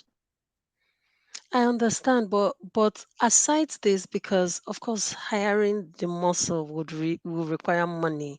But even apart from that, because now it becomes a clash of who get money pass, because I beg. sometimes Then money you is not leave that enough. matter. Now, Chris, No, they drive Chris, come on for Percy body. real. But the thing is, what if, I mean, because whatever solution you prefer needs to be applicable in other kind of It situations. will. This Because in man this was a particular, madman. Now he's a madman. Now madness yes, they will take come on the madness for him body. I'm but telling you. the next situation may also No, be if they a lock mad him up, rich man. Let me tell you something. Nigeria is a land of where anybody can oppress anybody if you can afford it. If they Yeah, lock him up, if exactly. those people will carry him and lock him up for 1 month, he will never, even if they remain in the marriage, he will never raise his hand on her again. He wouldn't, because he will not forget. Trust me, I know what I'm saying. Thank you, my sister Ajare. Let's move on. Now, because they never see Chris, now the family where they jam, they never see Chris. So, I know what I'm saying. Thank you, my sister Ajare. Let's move on. Chelsea, put your YouTube down so that you can talk, my darling. Naya, thank you so much for your contribution. Let me move on because my phone is blowing up and I've got so many people in the studio. Chelsea, can you mute yourself? Mute your YouTube. Oh yeah, talk. Chelsea, can you hear me? Can hear you. Oh yeah, they talk. Good evening. Thank you for the opportunity. Mm-hmm. I've been listening to you. Can you hear me? Can hear you. You need to mute your YouTube. It's echoing as I'm talking. I can hear myself. Either you mute it or put it off so that you can talk. My what? Your YouTube. Your YouTube. Echoing as I'm talking. I can hear myself. Either you mute it or put it off so that you can talk. Okay. Your YouTube. Okay, I'll come back to you, Chelsea. Sort it out, then I'll come back to you. ML, you're welcome. Hello, Auntie B. How are Hello, good you? evening. I'm Good fine, evening, Daddy. ma'am. This story broke me. Like, I'm livid. I'm angry with the situation, and I just feel so sad for her, to be honest. And let me just get straight to the point in order not to waste any further time. Like, Osinachi was a woman of purpose. She had the glory of God on her. Even at the time she met her husband, I am definitely sure she had not seen where she was going to. But people around her knew. People around her saw it. And this devil of a ugly Mungo Park took her light away, wanted to dim it. And now she's finally gone. Even after she's gone, she's already changing the mindset of people around the world. It's an aggressive awakening call to women Your out there. audio, your audio is not very good though, ML. I don't know, are you Can you using hear me now? headphones? It's making sounds. Or is it only me that's hearing it? Is our audio But good? can you hear me now? No, it's noisy. It's kind of noisy. I don't know, maybe it's only me. Oh my gosh. Maybe I should plug in my headphones. Yeah, it's echoing. There's an Oh, echo there. oh okay. Okay, Is I'm it gonna much move better on now, to Sister B? AR. Hello, AR. Can you hear me? Yes, I can hear you. Can you hear me? I don't know where everybody's audio is. Is it from my end because it's doing the same thing now again? The I audio can is hear perfect. Okay, that means it's from my end then. I don't know what's happening now. Okay, go can you ahead. Let me ah come back to ML again then. Hold on a minute for me. Yeah, I'll come back to you in a minute. Yeah, okay. thank you. ML, go ahead. They say your audio is perfect. Go ahead. Oh, okay, great. Thank you, everyone. And so, number one lesson, because we've all known everything that happened, the downside, and I just want everyone to pick lessons from it. Number one lesson is do not marry a fool as a woman. If you know, if you understand your purpose in life, that should be able to you should be able to align the kind of partner you marry. We are all celebrating Ketanji Jackson today because of her position in the Supreme Court. If she had married an abuser, she will never get there. There is nothing except the grace of God upon her life. And for me, this perspective, I'm just going to be in the school of thought that I would bring it down to assertiveness, self-esteem, and self-worth. We don't teach our girls, most especially in the Black community, what it is to be assertive, what it is to have enough self-esteem. When a lady is assertive about herself, she's a bit opinionated, not in a negative way. We tag it as a negative trait. You will see a woman talking about her needs, and they say, "Oh, this one, who go marry this one?" You two, they talk. That is wrong. There are certain traits, and from everything we've been looking at, and to be even in your show, There is a pattern on the kind of women that this narcissistic, demonic Mongo pack go after. And if you are one of those women that have those traits, that you are you're not on the extroverted, outspoken side, then these are the women we should teach these red flags. When these men come to you, how they gaslight you, how they manipulate you into marrying them and treat you like trash. There is a pattern of this kind of women they can try this with. I bet you this man cannot try this with some kind of women. They will treat his F up. It's so sad. Women don't even, the only thing they teach women is they say, no matter what you have in life, if you are not married, you are nothing. What kind of a mindset and mentality is that, for crying out loud? Yeah.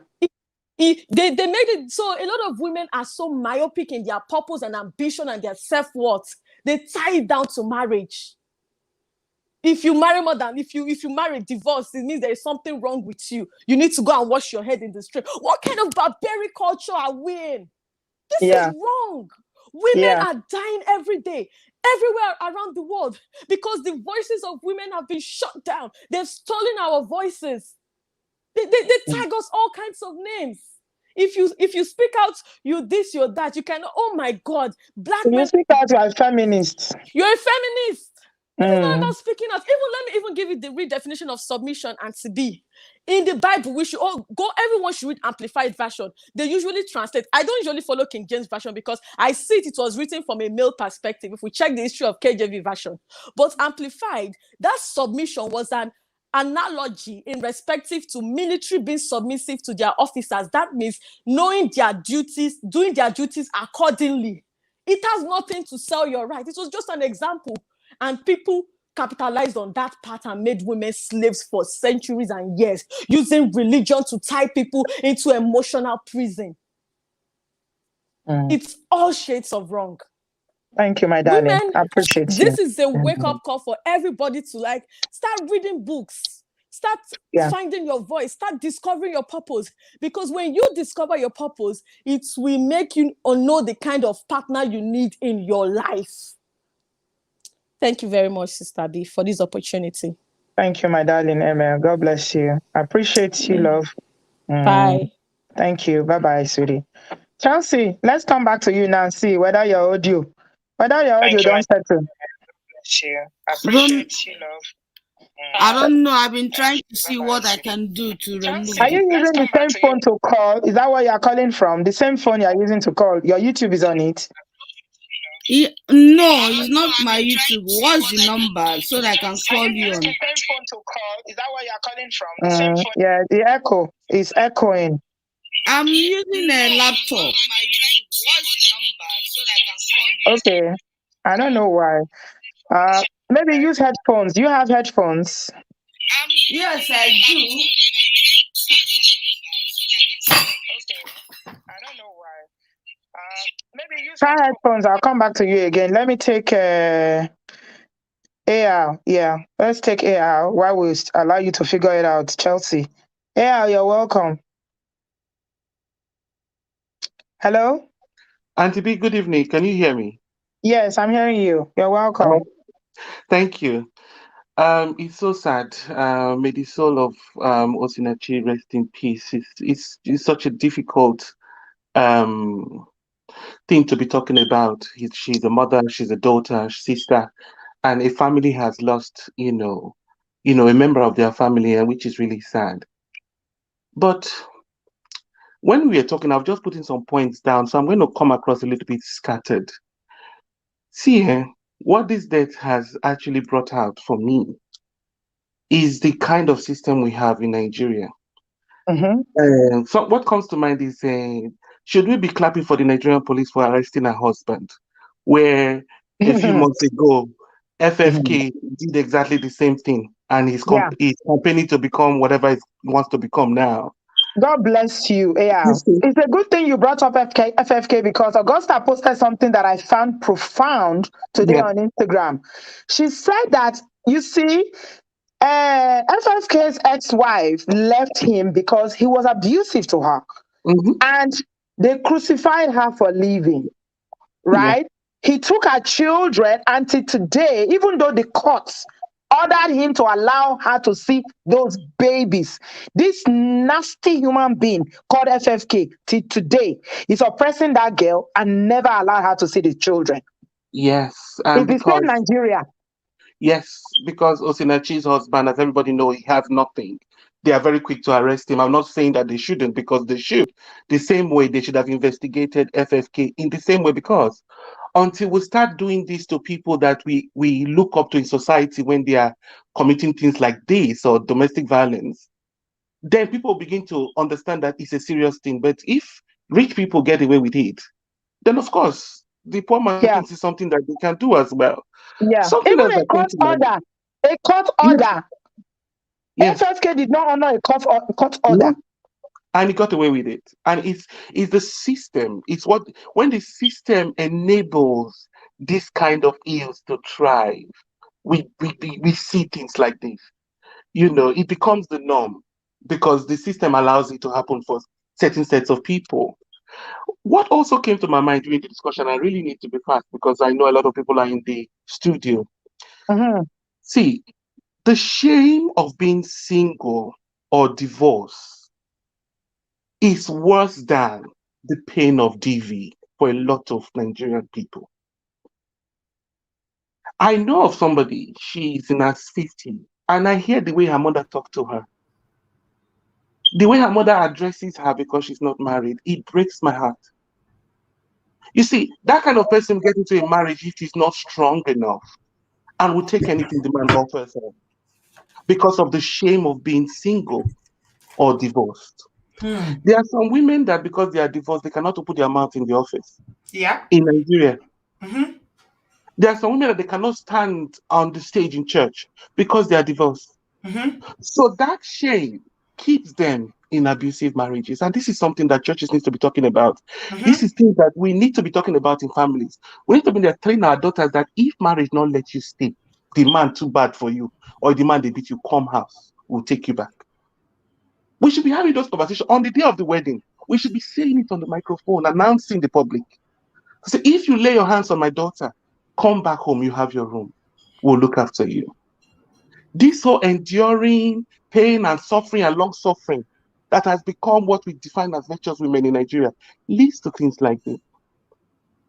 And I think the church has become a place where we have transferred unhelpful traditional behaviors into Christianity.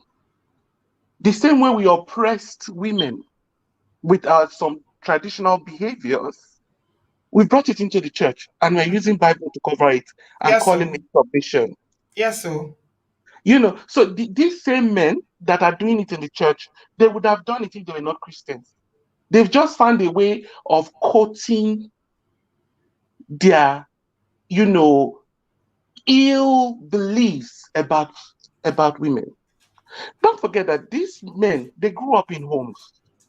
They saw their fathers and their grandfathers, their uncles and their elder brothers do exactly the same. So they learned it from somewhere.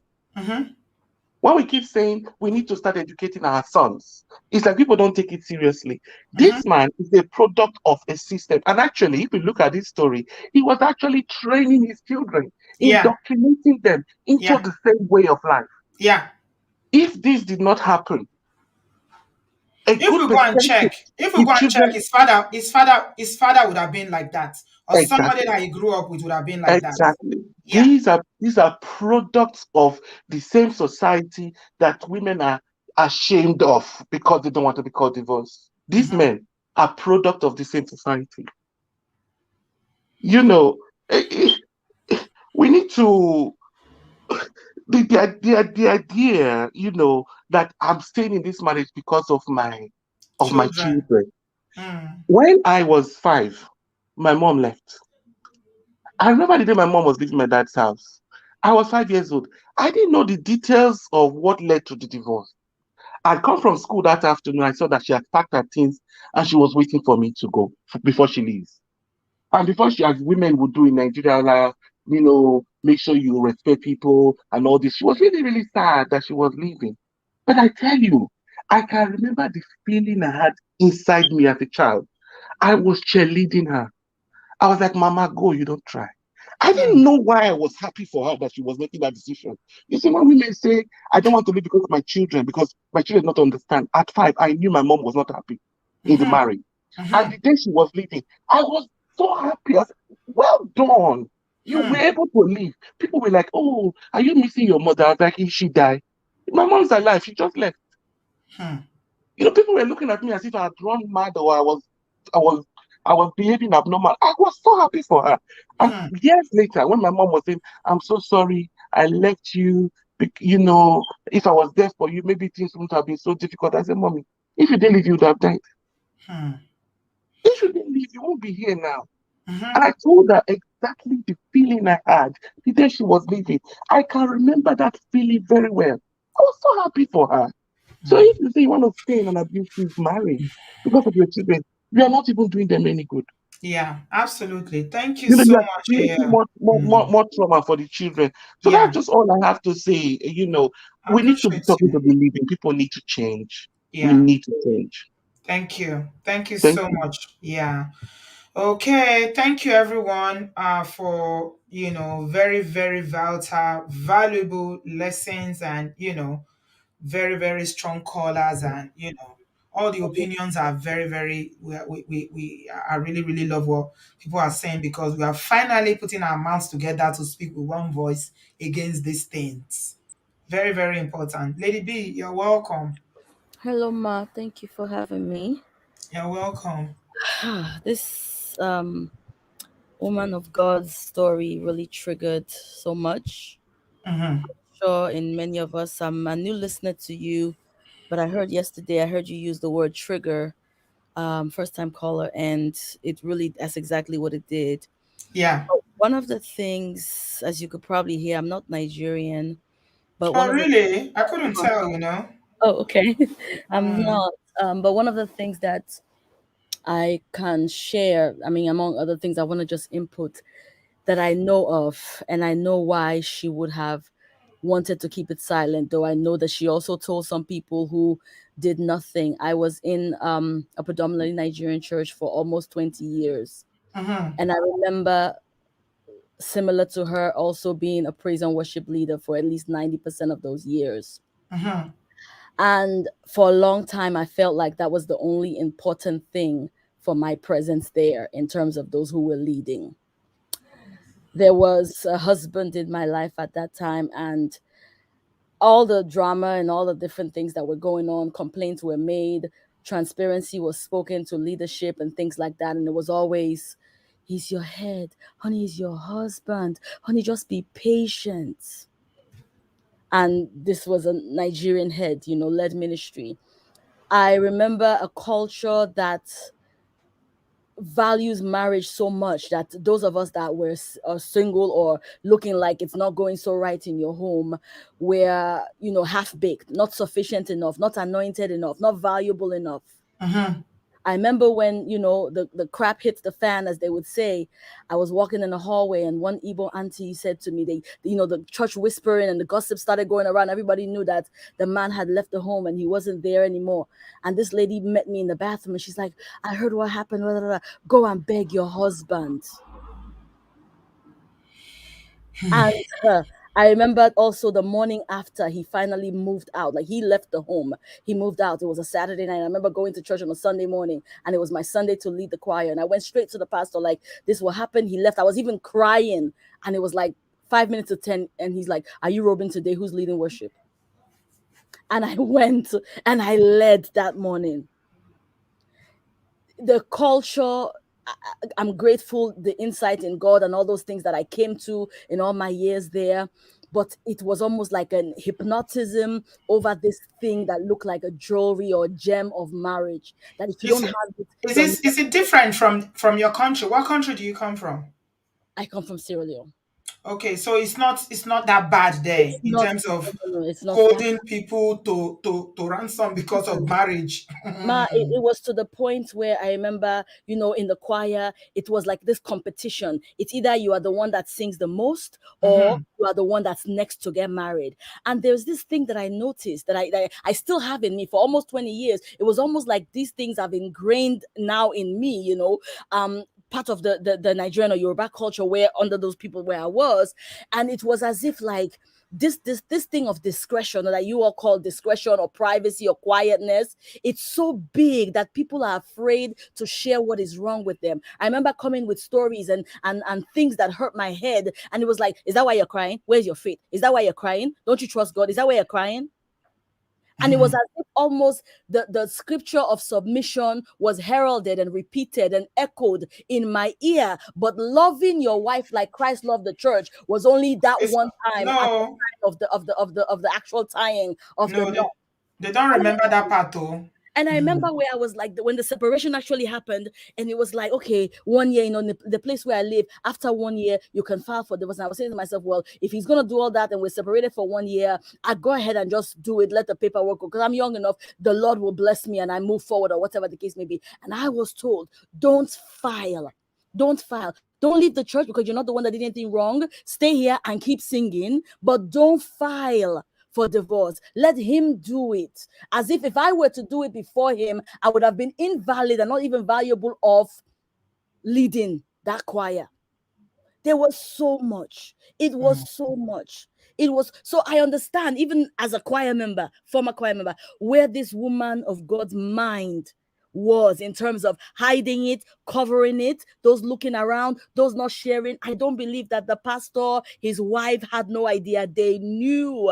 But there's something that comes over certain leaderships, and I'm not saying everybody, where the assignment that they have is greater than the problem that you are going through. No one ever came to my house and say, what are you and your 2 children eating? How did you guys sleep yesterday night? Just make sure you get here on time to sing and practice and get on that stage and bless the people, because God has a plan for you and God has a purpose for you. I hear you. I hear you, my Thank darling you. Lady B. Thank you Thank so you. much. God bless I you, ma. appreciate you. Good Thanks work. for bringing in that perspective as a former worship leader Ma. yourself. So I want to assume you've left that church now, right? Yes, ma'am. I'm no longer there. God gave me an assignment to do, for him, that by the grace of God, we're heralding and we're going forward. And even at that now, as a single divorced woman, there are eyes. Where's your husband? Where's your husband? Yeah. I remember, hoping where the hope came when the man actually filed for divorce and we moved forward. And I stayed in the church about 10 years afterwards.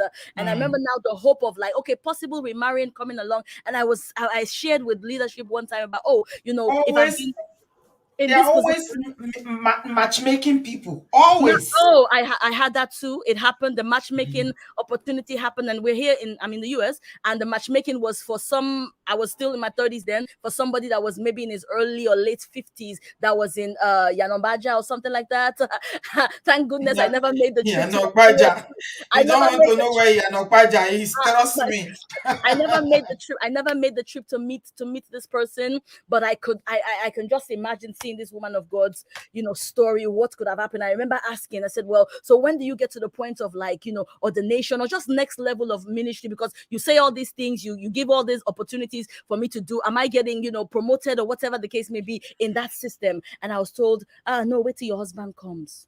You can't get promoted or ordained to another level, even if God is showing it, until your husband comes. So the waiting continued, and I just stepped away, and God is doing what He does.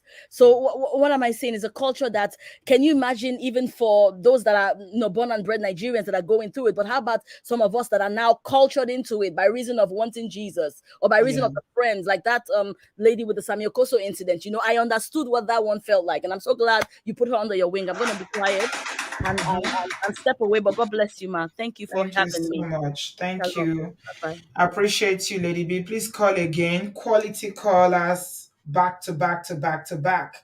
We have 2 points. We have 2,004 people watching. I don't even have up to 1,000 likes. What are people doing with their likes? Lady B, please like. Oh, you are B like me. Everybody has like. Eh? I can't add you, Bolanle. Bolanle, your connection is not good. And this lady this person has been calling me. Please give the video a thumbs up. Why don't we have even up to 1,000 likes? We have 2,400 people watching. Good evening. Hello. Good evening. Good evening. We can hear you. Where are you joining us from, or what do you have to say, sir? I'm joining you from the US. All right. What's your contribution? I greet you. I greet you, sir. I want to appreciate you for the work you are doing. Thank you, sir. I want to appreciate you also for covering the story back to back to back, because it is very, very important what is going on. Thank you. Can you? Yeah, I'm hearing you. Go ahead. Okay, this is what I have to say. First of all, every arm of humanity with regards to our community, church, as men, as the man who is standing as head of house, the husband's family, the culture failed Sister Osinachi. Yeah. Now I want to quickly talk to all the bloggers who are representing humanity. You know how they say that the journalists, the press, they are the last hope, the fourth realm of the estate. You guys are the threshing floor. What do I mean by that? You are the ones who will bring those rotten secrets in the open, the ones that churches refuse to talk about. You are the one, and you cannot stop talking. Because the church has failed, this particular church has failed Osinachi.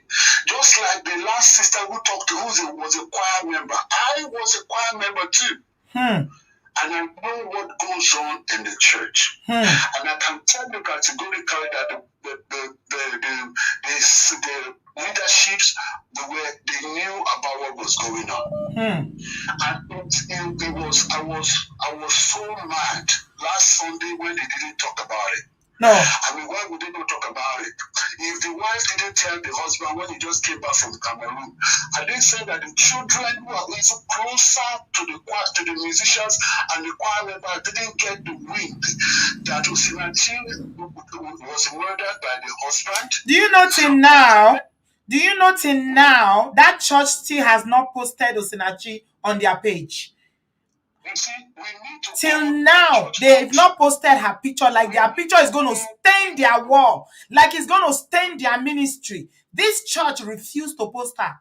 If people in the comment section have been post her, everybody is telling the pastor, post this woman now, post this woman. She was your member, she was a church leader in your church, a choir leader. Why can't you just post her picture? They didn't. Instead, he's busy posting.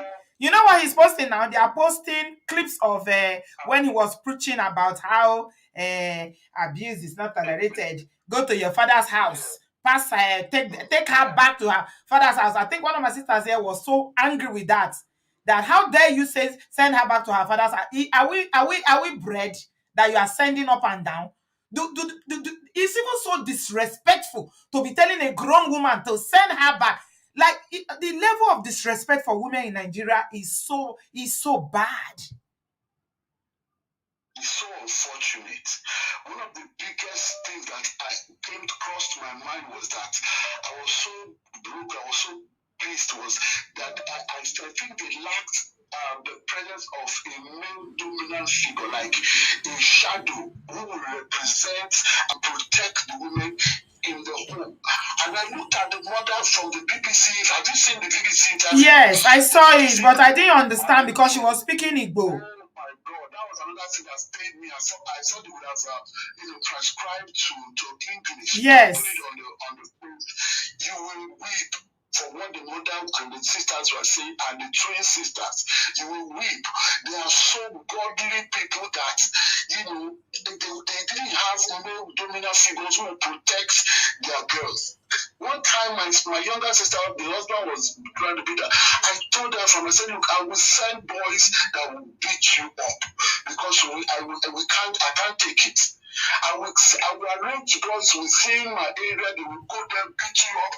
Then while they are beating you, I will go to the police station and report that you are beating my sister up. Because we need to understand the language of the street. Since I'm not just a Christian, I'm born again, but I know streets. And they tell you, even me myself, that if my head begins to pop, popcorn here. I would know the things I'm supposed to do. It is witchcraft for that man to pull that innocent woman out of ministry and degenerated her so much that he got her killed. Now the pastor needs to speak out. It is not just because when he was a worker in that place. It's also because she's a human being and she's a married woman. It's sad, it's unfortunate, and we're supposed to do that. I want to also call all the bloggers to please speak out on this matter. It is time for women to have NGOs across the country where women can walk in freely and table their matter. Even the government has failed, because why would you have a blanket cover over issues like this? Where if you want to go to police station, you cannot make proper case and they take it up because everybody is for sale.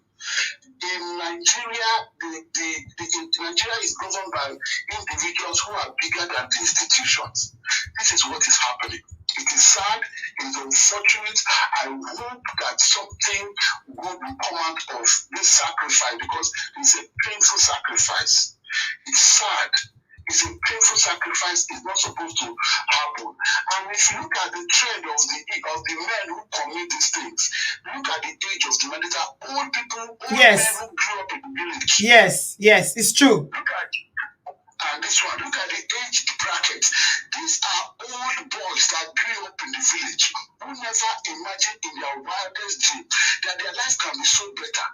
But only that they could not take the fact that their women were doing better and light, shining the light. They wanted to dim light and take from them. Yeah. It is witchcraft. It is not acceptable, and we cannot continue to take that in our society. I want to thank you, and I want to thank all the female ministers who are speaking out. Female ministers, please speak out. To church people, speak out. To female pastors, speak out. To I want to thank you for using your platform to shine light where church pastors and others have kept quiet, because it is a shame. It is a shame to the to churches across for a thing like this to be covered up less than a few days after this woman passed. It is a shame. I'm so ashamed of the pastor of that church and the members of the doctor came out on premium to say that they were not aware that the lady was abused was facing abuse. Meanwhile, they were one of the people who went to the house to go and mediate when they had issues, and the lady was taken out by an elder sister because of the same abuse. Yeah. It is a shame they cannot stand and represent. Yeah. It's a shame they cannot speak up. It is a shame they should cover their faces, because they have failed this woman and they have failed Christ. This is not what Christ embodied and represented. I'm so disappointed. Thank you. Thank you, my sister. Thank you. I really appreciate you for giving up on this platform. Thank you so much, sir. God bless you. Thank you. Thank you. Thank you so much, bros. These are the real men that we are looking for, not people like Asha that is here talking. Oh my, I hope you help me blocked, because my computer was acting up before. So now I'm back to the computer. I hope you help me block his Mongo Park ass. Did you block him? That's why you are an admin. If you're not blocking people, you're not doing your work. I need more admin who are good at blocking. These are the real men that we are looking for. Men that are not afraid to speak the truth. And people, all this Mongo Park is saying, what about women? What about women that are deleting men? So we are doing competition now. It's trade by barter we're doing now. Anyway, let me focus on the real men, because we have real men that are talking, but we still have Mongo Park that are trying to come into my studio. I will block you to the next generation, according to Annie. That's what I'm going to do tonight. But I have good men, like real men that are calling tonight, so I know to verse. Who won't be admin? I beg, I need more admin. Only me no fit do everything, because I cannot see everything. Did you block him? Yeah, that Aisha that has been talking nonsense. Did you block him? Okay. Balanle, you're welcome. Oh, your internet is good now. Welcome. Good evening, Auntie B. Good evening. Good evening. Good evening. What do you have to say? This story is just really sad. I've been through so many emotions this week, from anger to sadness. But now the only takeaway I have is that Nigerian women, I'm going to speak as a Nigerian. Nigerian women need to love themselves like Nigerian men love themselves. because nobody loves a Nigerian man more than a Nigerian man. A Nigerian man will always do what is in his best interest. What is in his best interest. So I think that's the lesson here. Yeah. Yeah, do for yourself as they do for themselves. You were talking Love about Fani yourself. Kayode. Fani Stop Kayode has protecting your done abuser. Love exactly. yourself. Love yourself. Fani Kayode has done what he wants to do. Right? This man has done what he wants to do as well. He was taking her money, he was doing all these things to her. Treat yourself too the way a Nigerian man treats himself. He holds himself in high esteem. Hold yourself in high esteem too. That's the only thing, because he didn't look out for her. If a man is not going to look out for you, nobody else will look out for you in this life but yourself. And all this, I can't live because of my children. I can't live because of my children. Look, your children, you will die. You will die rather. Your children will go on and live full lives. Those kids are so young. They have their entire lives ahead of them. They are going to live another, by God's grace, another 70 years. That is 70 years without a mother. Yeah. Is that really the reward for women in Nigerian marriages? I feel like women also, this is more of a wake-up call to women. The men will do what they want to do. They've always done what they want to do. But this is a wake-up call for women. I hope people are listening. I hope people are seeing. I hope that if you are in this kind of situation, I hope that you are learning lessons. Yeah. I hope that you are taking steps. I hope that you are moving in silence to empower yourself. Because if you go, see, that at your funeral is where they will start plotting for his next wife.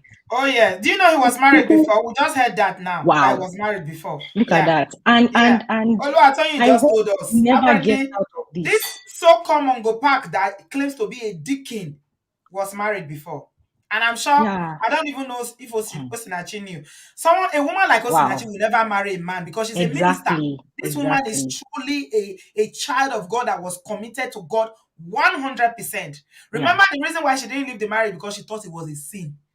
She said divorce is a sin. Brad Patrick, the studio, there's space now. Come in, sir. I've shared the link in the comment section. Yeah. It's just unfortunate. And by the grace of God, he's not going to get out of this.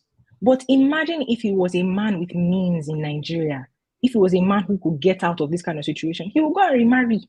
They say he was very married. Easy.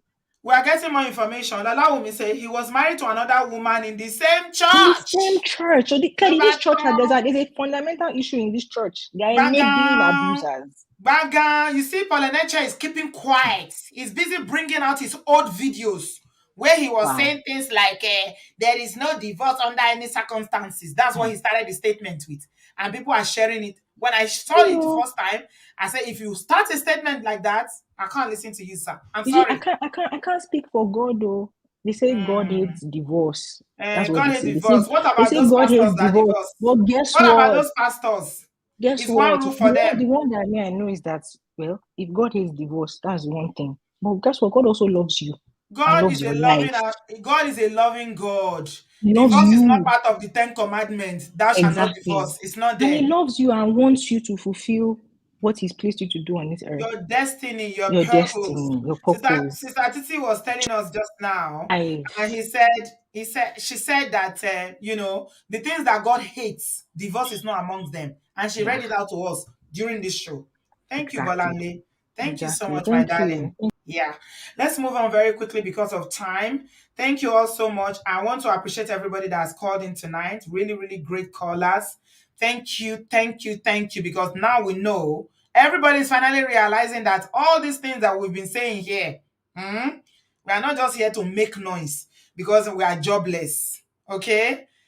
It's because there is a real issue in our community and we need to shout and keep screaming about it. Ashley, you're welcome. Unmute yourself, sweetie. Hello, Auntie B. Good evening. Hello, sweetie. You okay? Yes, I am.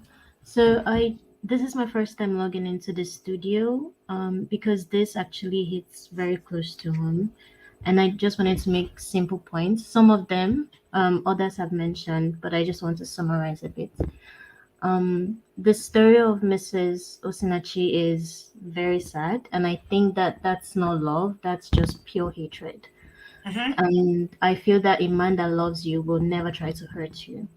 On the topic of submission, a lot of Nigerians, I feel like Nigerians have like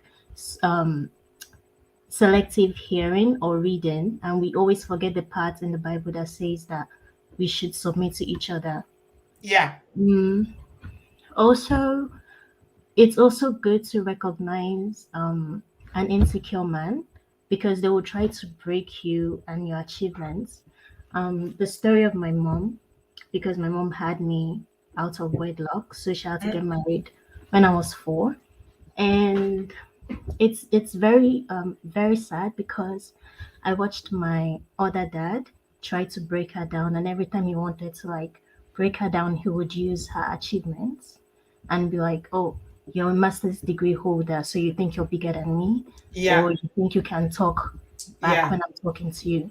So they Yeah. will always try to use your achievements to break you down. Against you, like it's something bad. And that is another lesson. Thank you so much, Ashley. You sound so young, but you are so wise.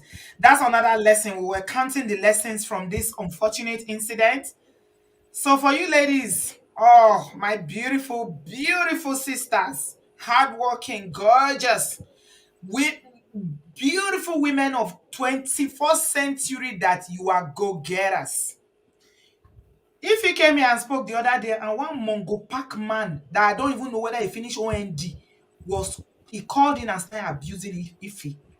Ife, a young lady that is in her 30s with a PhD, this man was abusing Ife. He said, hey, she's talking nonsense because she's a woman. Let me tell you something, ladies. If you are a high, and I know most of you are, women that are achieving, you are go-getters, you are hardworking, you have dreams, you have aspiration, and you are working towards living your best life. Never ever settle for all this Mongo pack that has nothing to offer. I did a video one time. People were cursing me when I said, don't marry a jobless man. A man without dreams. Don't marry him, because exactly what Ashley is saying now, this is what happened to Oshinachi. You see this man? He was jobless. He has no money. He has nothing. The sister said they don't even know the work where they do. But Osinachi is earning in dollars.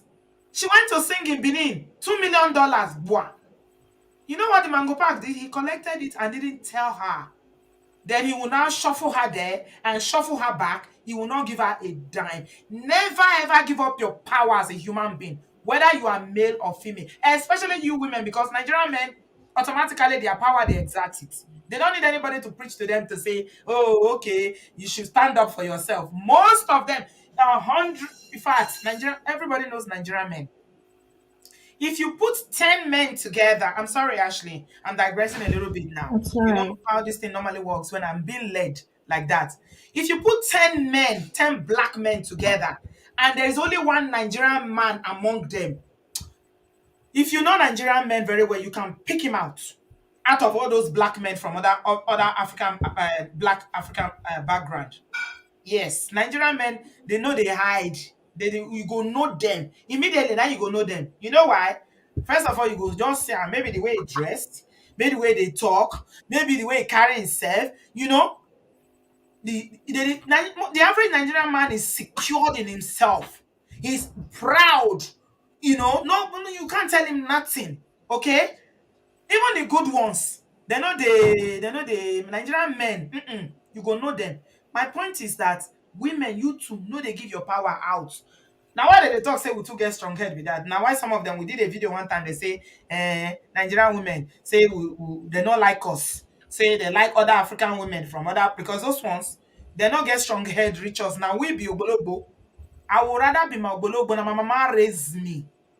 I be Ogbologbo 247. No apologies for being my Ogbologbo.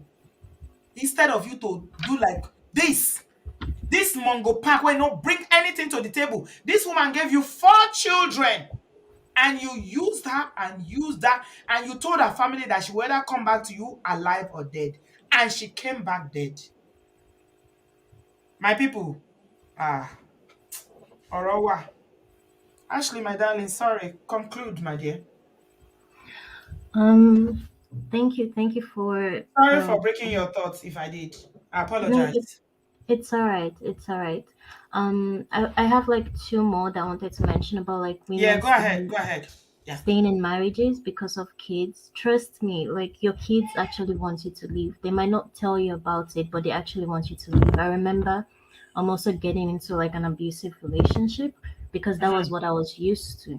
So it's like a pattern, and if you're not careful, you're also going to lead your children into abusive relationships, and that's something you don't want. Abusers never change. From the age of like 4 to the age of 17, when I left the house, he was always abusive. Mm-hmm. And if it was not physical, it was verbal, it was emotional, and all sorts of abuse. Mm-hmm. So please do not remain in DV. If you want to pray for, your abusive wife or husband, please pray from afar. Like you don't need to stay at home or kill yourself because of marriage. Like it's not worth it, to be honest. Thank you so much, my darling. I know you're going to do well because you are self-aware. You're young but very, very self-aware. So you're going to do well. Thank you so much, my darling. Thank You you. you need to break the circle because you come from abuse. The more reason why the circle must be broken. It is well with you, my darling. Thank you for speaking out. Thank you, thank you, thank you. Yeah, we're moving on very quickly because of time. Oh my goodness, 2 hours don't pass again. Jesus is Lord. Tobes, you're welcome. Hello, Auntie Bree. Good Um, evening. Good evening, and hello, everyone. Mm-hmm. Just almost every other caller, I'm still very downcast. You can Mm. hear sound. I can I've hear you. Yeah. been this way since Sunday. Yeah. Um, and reading. I've just stayed glued to the internet, trying to read any updates. I read the interview that her mother. I think somebody was gracious enough to translate it into Translate. English. Oh, really? I've sent it to you. It's in your Instagram DM. Oh, really? Okay, I have Um, a look. Thank you. yeah. And I read what her mom said, what her big sister said, and what her twin sister said. Mm-hmm. And it further broke me. I mean, it Mm-hmm. broke me. I've been talking about this all day, Mm-hmm. all day. It is incredible. I mean, it was shocking to read that he started abusing her right from the very beginning. I don't remember now if it was her mother. I think it was her mother who said that even when she had the first child, he refused to tell her. It was people around who told her that her child had put to bed. He Mm-hmm. didn't let her do omogo. When Yeah, she we had read the all that. set, when Yeah. she had the second child, and she had to ask her sister to take her home to bring her back, to their house, that this man came with two pastors from their church. Mm-hmm. They even mentioned the pastor's name, and some people are saying the And they pastors are saying didn't the know about pastors it. did not know. So two pastors follow. How Two can pastors pastors, go and without we the know senior that those pastor knowing? pastors wouldn't have gone if they didn't Mm-hmm. take permission from their senior pastors. Of If you have course. ever been in the church setting, you know how it is. I mean, when I was in the church setting, we couldn't even travel out of town without writing, sending an email. I have evidences. I'm not just talking. I can forward those emails to you. We would take permission and say, dear sir, I want to go and visit my parents. I hereby seek permission. It was that bad. I'm Can talking people about, and give I up? lived in Abuja. I Hey, didn't Jesus. live in one hole, in one backside of Nigeria. No, so it is impossible. So they knew about it. And reading Deborah and Nenche's write-up, where she was saying that, if only she knew that the lady was isolated, she didn't say anything. If only she knew, she would have helped her. And then if you look at the first paragraph, she said, if only she knew what she knows now, she would have helped the lady. Then in the body of the other things she wrote, number one, she said the lady was isolated. Number two, my father has always spoken against it. Why didn't she make And a my video? Why is she writing that hold crappy hold thing? hold on, Auntie Brie. She contradicted herself because she said my I father didn't has read always it. spoken I didn't bother against. to read it. She said my father has also always spoken against this, and he advised her to leave. And then I'm thinking, in the first paragraph, you said you people didn't know, that if only you people knew. And then in the in the last paragraph, you're saying your father advised her. Do you not have dementia, or do you not need brain examination? What exactly are you talking about? Why are you everywhere? You are just contradicting yourself left, right, and center. And like you said, till now, even if you go on their page, you will see the only thing they are still celebrating is those miracles that they said they did. Look at, go to Mebute Meta in Lagos. There are cripples everywhere. Go to Kano. Go to people that are selling wheelchairs. They should be shutting their shops by now. You are claiming people are jumping up from their seats. Their real life situation. How come nobody? Those ones are not jumping up. There's a real life situation in your hand. Somebody you couldn't even give 30 seconds honor. Even if he didn't mention her, he couldn't even address. Look at Can't mention her. Is she a stain on their ministry?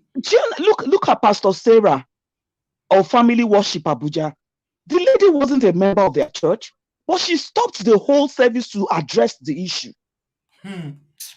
What are we talking about? A woman will always be a woman.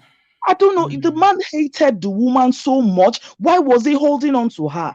I looked at everything right from what the children were saying, what everybody has to say, her parents, her twin sister, her older sister, her younger brother, everybody. You hated her so much. Why did you hold on to her? Why did you hold on? Even the devil cannot hate somebody like that. Yeah, the hate was real. It was real. What is it? Real. Why didn't you let her go?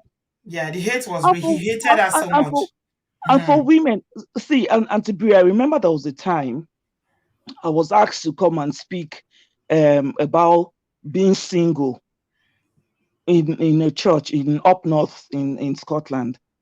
And I started talking. I wasn't preaching, I was just talking because I'm not a pastor.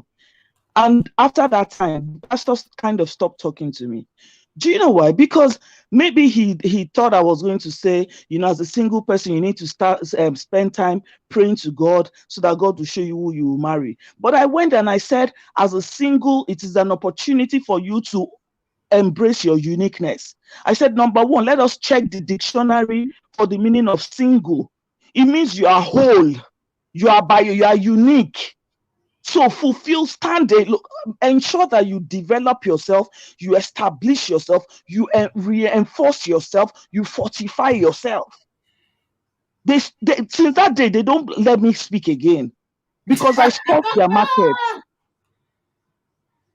Because I spoke their market. You have to, like so many speakers have said, if she went in Gidigba, sure of herself, full confidence, they don't bond the person well. Full confidence. You understand what I'm saying? Then for me, the most important of this now, Auntie Brie, and I hope that one of these days we'll be able to talk about this, is the boy child. When we come out and say a woman is being abused, when we say a woman is being raped, when we come out and talk about all these things, somebody is the one doing it. What are we doing to that person? Maybe we need to start. Let me tell you what just happened now. Somebody said, because you said he sent me the translation of what Osinachi'S mother said, I went to check my DM. And then somebody said, oh, Auntie B, I'm watching you live now. This is the memorial. This is the memorial from Dunamis. I clicked on it. Guess who posted it? Deborah Poleneche. She switched off the comments and she just posted Osinachi'S picture and switched off the comment section. So I asked the person that sent it, because a lot of people, somebody actually sent me an email yesterday trying to defend the church.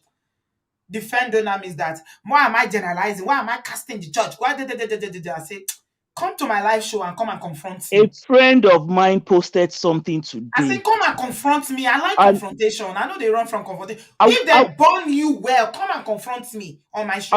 I won't call this person my friend. We were in the same church. This guy was married for less than a year.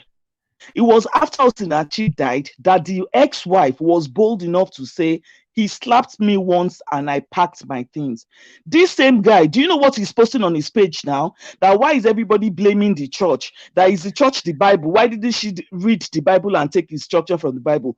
Then I wanted to reply him. As a matter of fact, I replied him, but I went back to delete that thing. if you see the way I abused him, I said, no, let me just leave this guy and just pretend I didn't see it. It's the daughter that posted Osinachi'S picture. She switched off the comments and then she now said in memoriam. If she's doing it with her full chest, why is she switching off comments? Let us Because come she and knows that social educate media her. people will finish her. They Let will us finish let her. us People come are and so educate angry her. with the way Dunamis have treated this.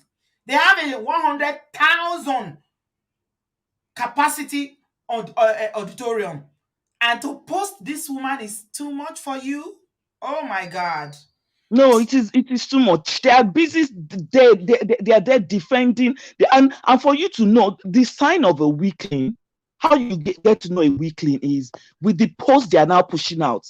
So the lady died. You are now bringing videos that you did in 2020, 2021 and say I'm posting them. As if, oh, I didn't encourage her to stay. Oh, yeah. That's why they Imagine. are posting all this rubbish picture, all these rubbish videos now, skewed messages everywhere.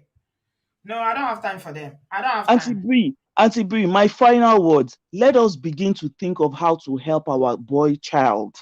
I mean, you know, when every time we'll say the girl child, the girl child, the girl child, the boy, you know, all those times where they My will sister call the told girl me, and say, the don't speak girl. too much English.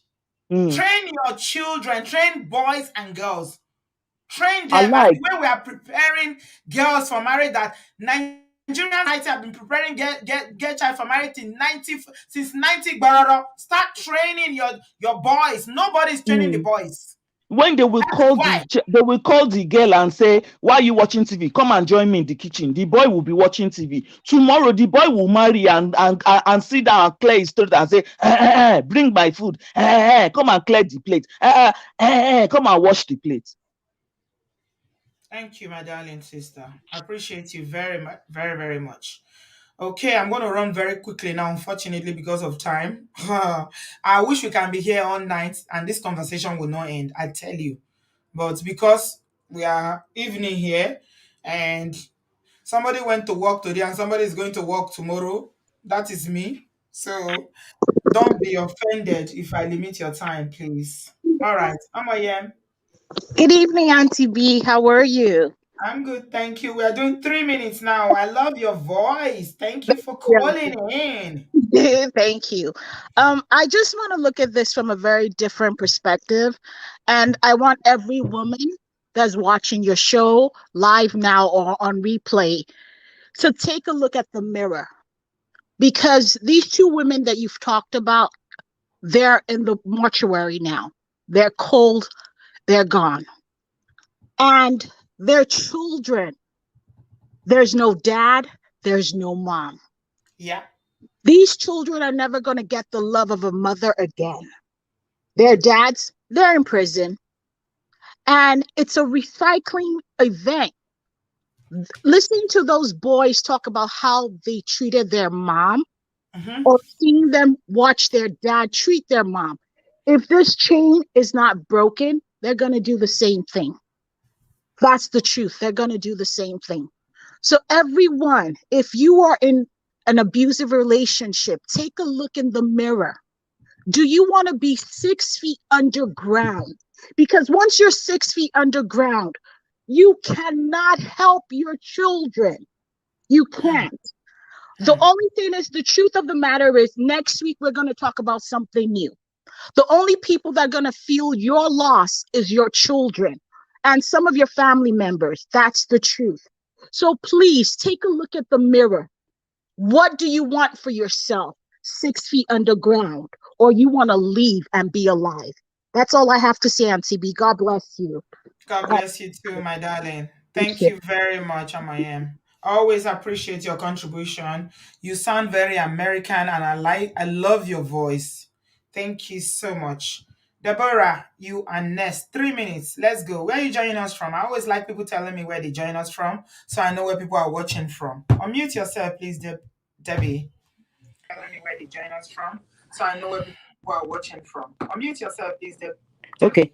Hello. Hello, good evening. Hello. Yeah, we're hearing you, Debbie. I just. Hello. Good evening. I'm calling in from the US. I just. Hello.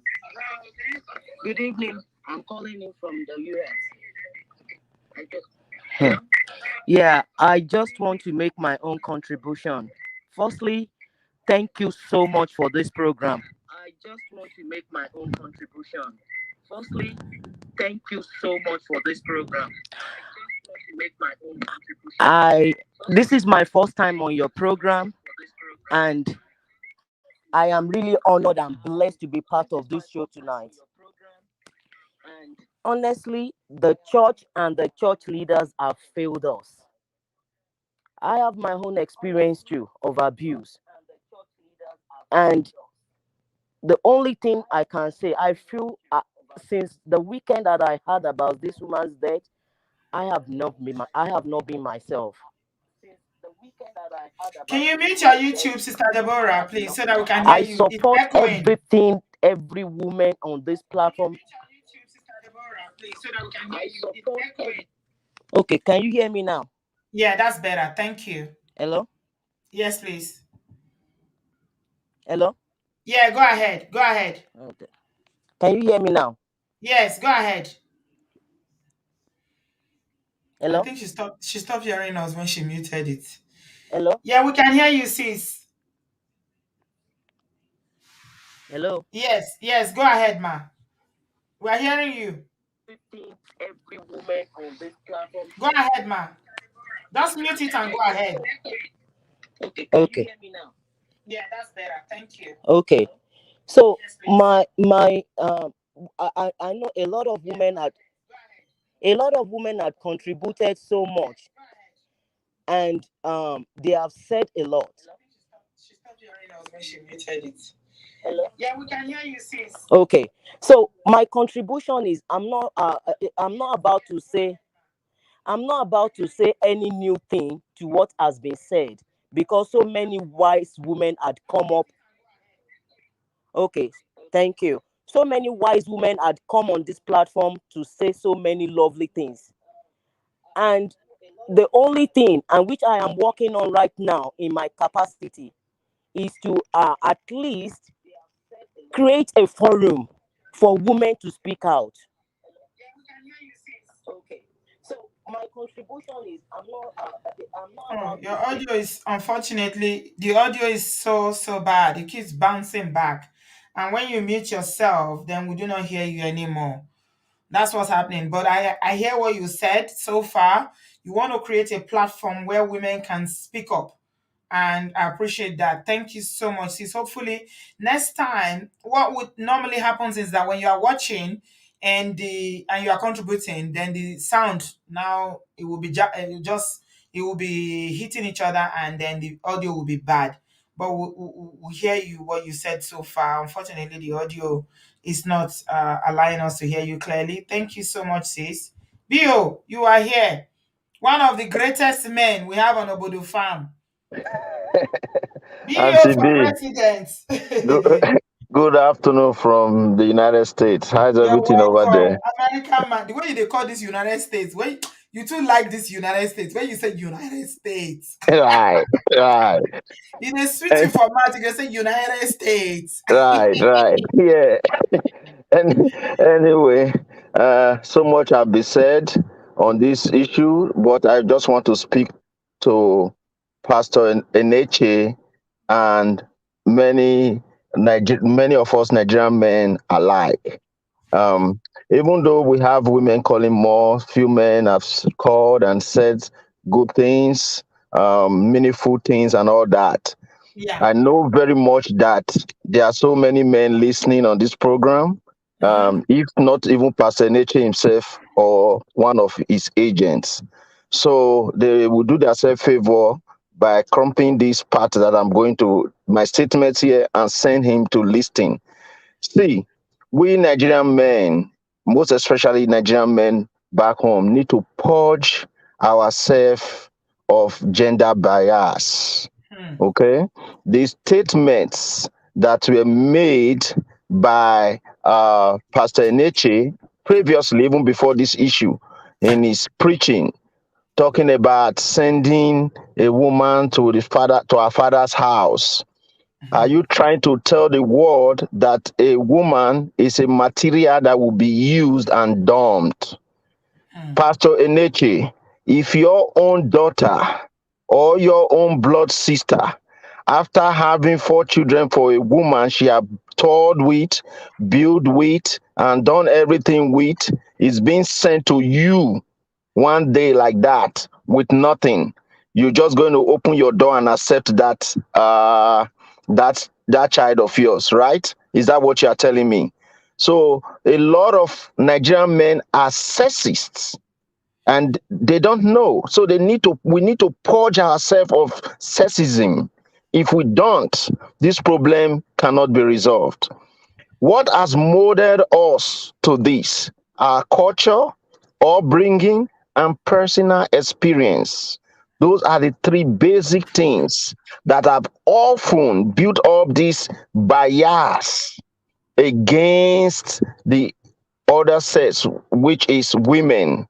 So a lot of our laws, whether you go to the National Assembly today, they want to temper or make amends, that bias will also come because a lot of those men have not purged themselves of this gender biasity.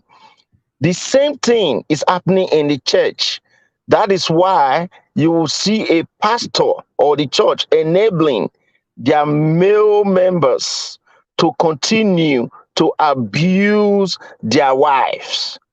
How on earth will Dunamis Church come out today and tell us that this issue have not come before the pastor before now? They have. They have first-hand knowledge, first-hand experience, because the 2 major parties, the man is a deacon in that church, and Yes. the woman is a major. In fact, giving them free music They every did music Sunday. together. Well, Bio, Sina yes, Osinachi and Poleneche, yes, Pastor Poleneche, did a yes, track together. yes, They yes. sang together. Yes, you see? So that reiterate my point of telling you that this issue is that it's just a demonstration that these churches, they don't even have the spiritual gift. They have not been able to kill their physical self. And that very Bible which they carry tell them that if you are really in Christ, you must first purge yourself, killing the physical being in you, that physical being, that biasity, that thing, you have to kill it. Because the things that you'll be saying would be deep for people to understand. Tell me how many church in Nigeria has what we call support for DV? They Let, don't. let me also shock you, Okay. Bill. Do you know till now we've not seen any clip or any video of the Hmm. church going to visit Osinachi's children? Oh, wow. I know you Yes. mentioned something The like that. minister of women affairs went, but the Okay. church that Osinachi was worshiping, where she was a minister and the husband was a deacon, has not gone. Imagine the kind of woman that Osinachi is, that a minister, you know how Nigerian politicians are, they are so full of themselves. For Yes. them to carry, for that woman to carry herself to go, this woman has impacted lives. Don't be surprised the church is even angry that this man is on detention as we speak. I'm telling you, the church, if not for the revolution coming up from this story now and the statements of testimonies by people who are willing to speak out, even though they could have done more. But however, we thank God that they are speaking out. This church will even be the people to pay this man's bail fee. I'm telling you, this very church, they are more than willing to do that.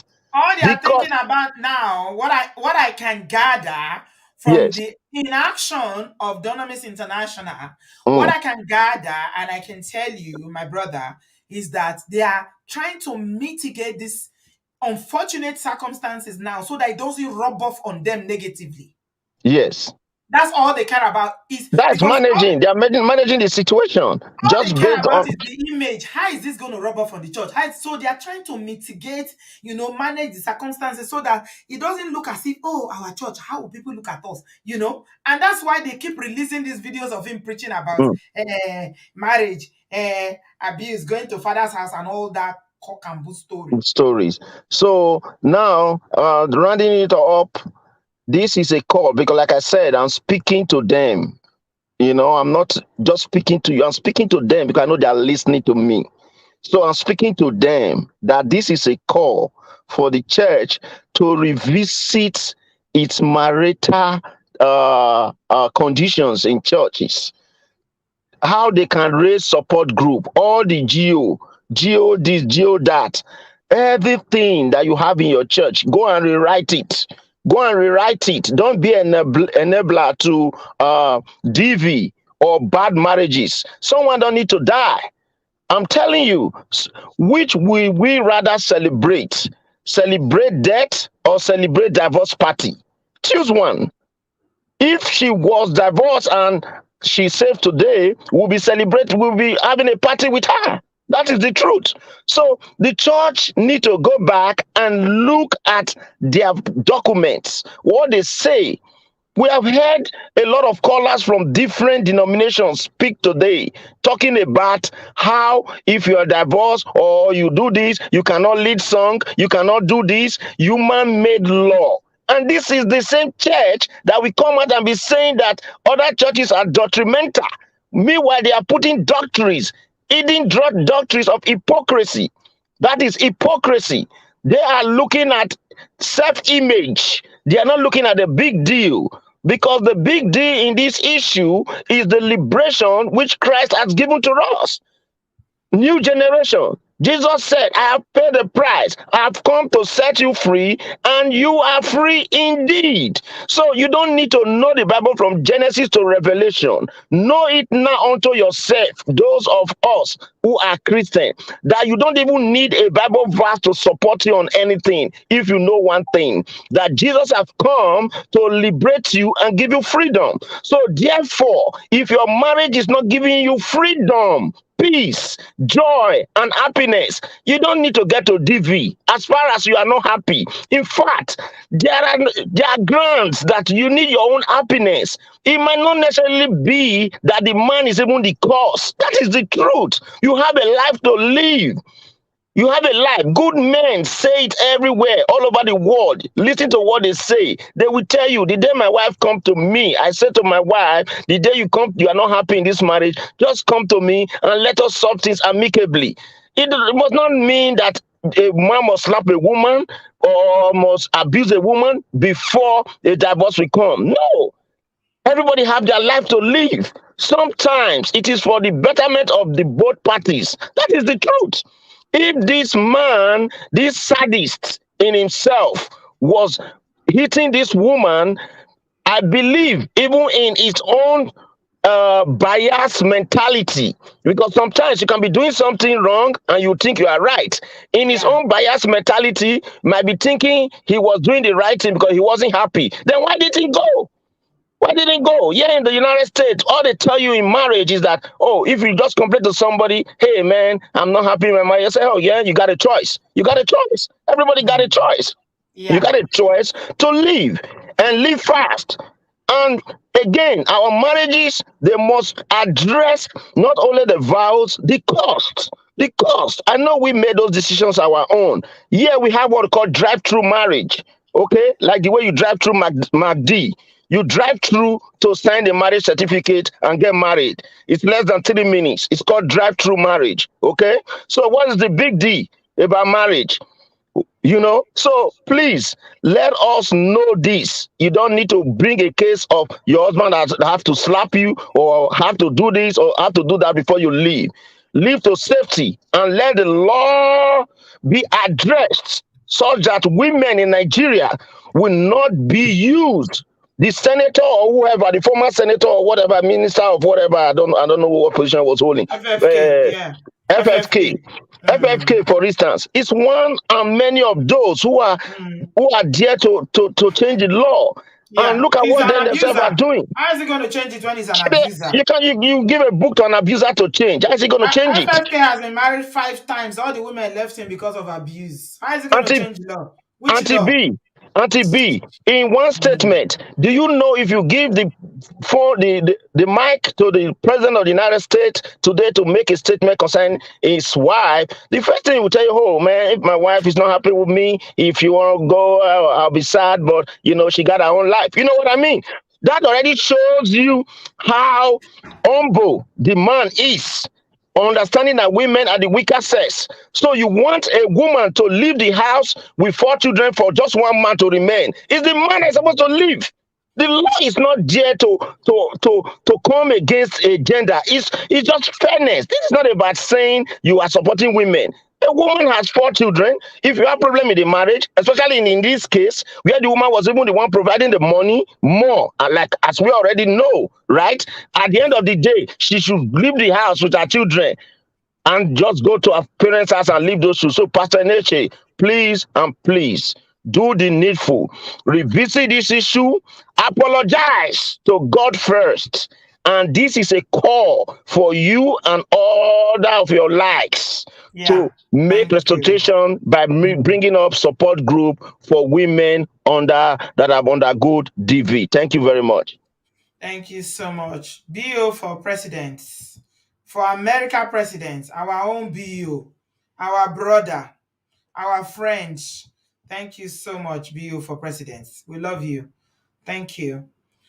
Thank you. Somebody brought out something today, and the person we're having a conversation, and my friend Choma again, because me and Choma we've been talking back and forth. I'm actually bringing her on the show. We are going to do a show about bride price. Yeah, please put it on your calendar. We have a show on bride price on the 16th. That's next week. Chelsea, I'm still hearing myself. Put your audio today now. Wow. I think I've turned it off. I'm hearing myself. I You need don't to think mute so. it. Mute Huh? it. It's muted. No, I'm hearing myself. I can hear myself. So on the 16th we have a show about bride price. It's a Saturday. That's next week Saturday. And I'm bringing my friend Choma. I've been calling her name so much. I'm sure her head is ringing where she is. And we're talking about the Catholic doctrine where there is no divorce. Okay? And you remember that a lot of people that are in Pentecostal churches today now, a lot of people that are in Pentecostal churches or today, before Pentecostal church came to Nigeria, because Pentecostal church is something that started in the last 15 to 20 years, all right? When we were growing up, there was no Pentecostal church. The only one we had was the one they called Scriptures Union, and they didn't even have a church. It was just like a ministry. They were going around preaching. Then you now had Deeper Life, okay? So we're talking about how, in Catholic, the doctrine of Catholic is that there is no divorce. How that has now, like, people have carried that doctrine into Pentecostal churches now, because a lot of people are leaving the traditional churches of Anglican, Church of England, CAC, and all the old churches to go to Pentecostal churches now. If that itself is a problem, and we are going to be looking at that on that day. But I think it's part of the problem as well, because according to the doctrine of Catholic Church, which BO knows very well because he went to a seminary school, there's no divorce. The church does not permit divorce. So these are some of the issues we'll be looking at. So make it a date on the 16th of April, which is next week's Saturday. I'm having a panel. If you want to be in it and you want to make a case, I'm taking just maybe 1 or 2 people more because I already have 2 people or 3 people. We are talking about bride price and the impact it has on marriages today. Is it not time to abolish it? Okay. Baby, you're welcome. Sis B, long time. Hey, how are you, sweetie? I'm doing good. How are you? I'm good. You're welcome. Very sad situation, but Yes. I want to make 3 points and quickly get off because I know you've been here for a long time. Thank you. The church. This church, we all have to understand fundamentally the church has to make money to keep going. So if you find yourself in a place that you are a money maker, they are not going to let you go. Brother Patrick, just give me a minute. After baby, I'll put you on Nessa.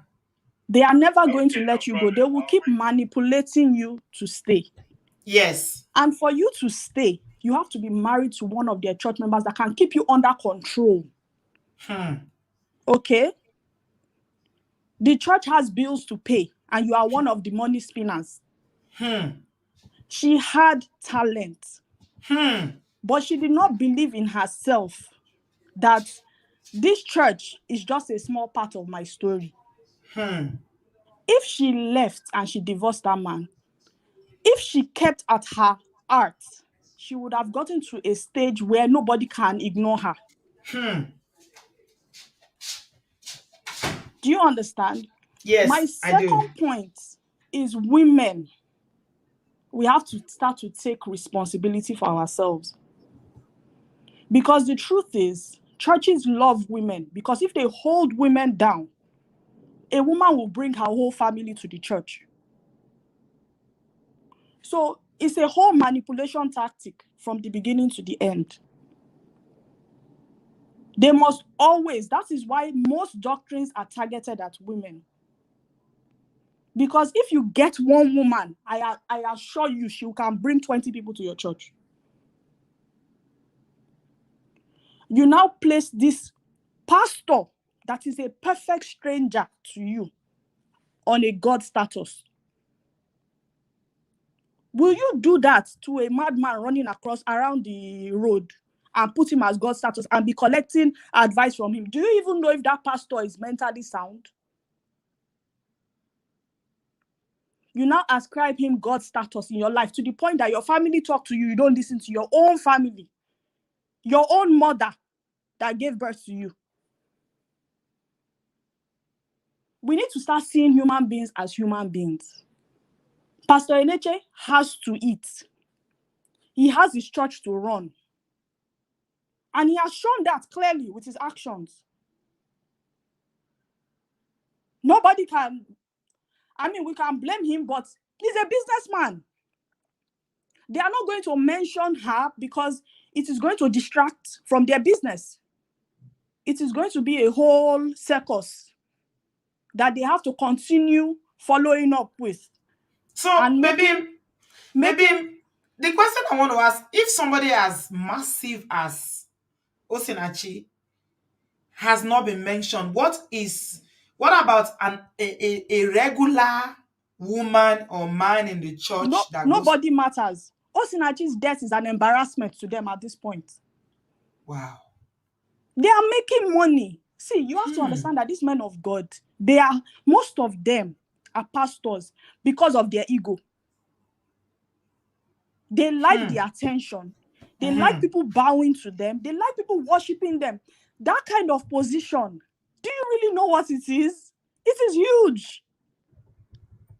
A normal human being should not have that much power, because this is the effect of what they can do on people's lives. They play God. There is no way he could not have known that she was in an abusive marriage, because he knew, because the pastors went to the house. Exactly. A star like that, he is going to keep tabs on everything about her life. Yeah, he knows. He knew. She is his money maker.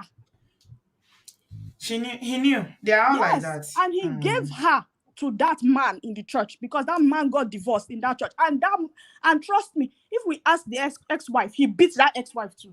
Oh yeah. And he knew. Eneche would have known. So he gave her to somebody that he felt could control her and keep her in the church. Yeah, that's what they do. They do that. They don't like people who are ministers to leave. So they want you to marry somebody in the church. Exactly. And he knew the nature of that man, that he was a violent man, because that kind of man cannot just start beating just Osinachi. He would have beaten the ex-wife. Yeah.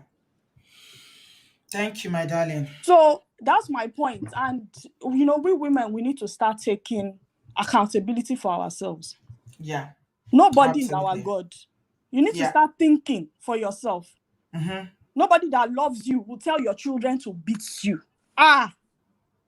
Do you know the costs that man is putting on those children?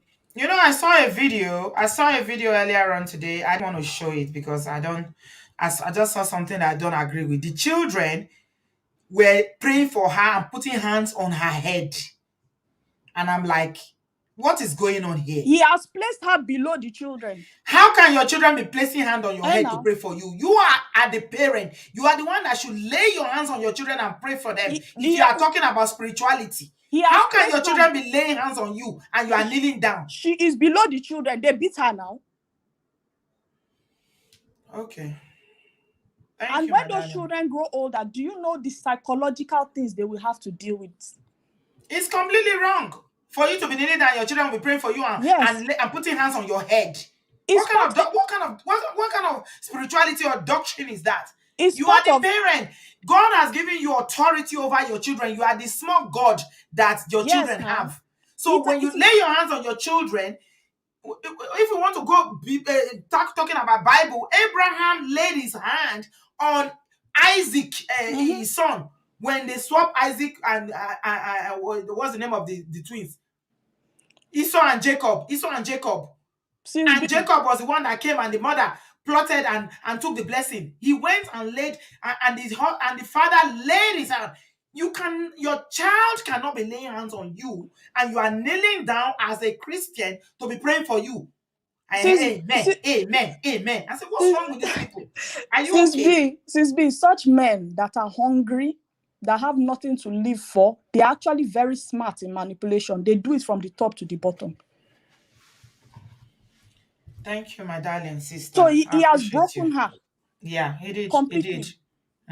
To control her and take her money because he knows that he's a loser. He doesn't have anything. If she goes, if she's his golden calf, if she escapes, he's finished. Yeah. Thank you.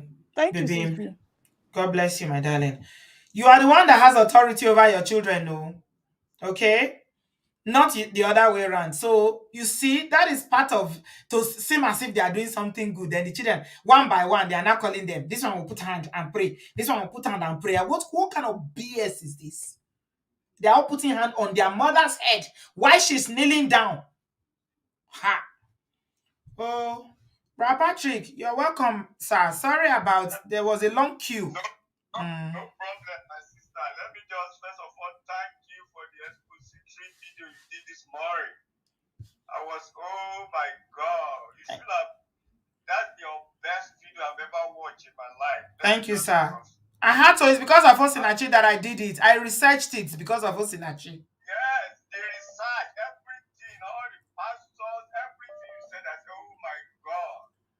You're supposed to receive an award on that. I really appreciate it. I was driving to work in the morning and I was listening. I said, oh my God. God will continue to lift you up, my sister, in Jesus' name. Amen. Yes, let me clarify something. That Nigerian church is a blend of African religion and Christianity. Let people just know that. The Bible says, if a man be in Christ, a new creature, things have passed away and everything become new. But these people are blending everything together. I tell you, yes. And what has happened, my concern, I know that there are some people that are still in this TV right now that are experiencing it. Just like sisters has experienced, and they can't get out of it.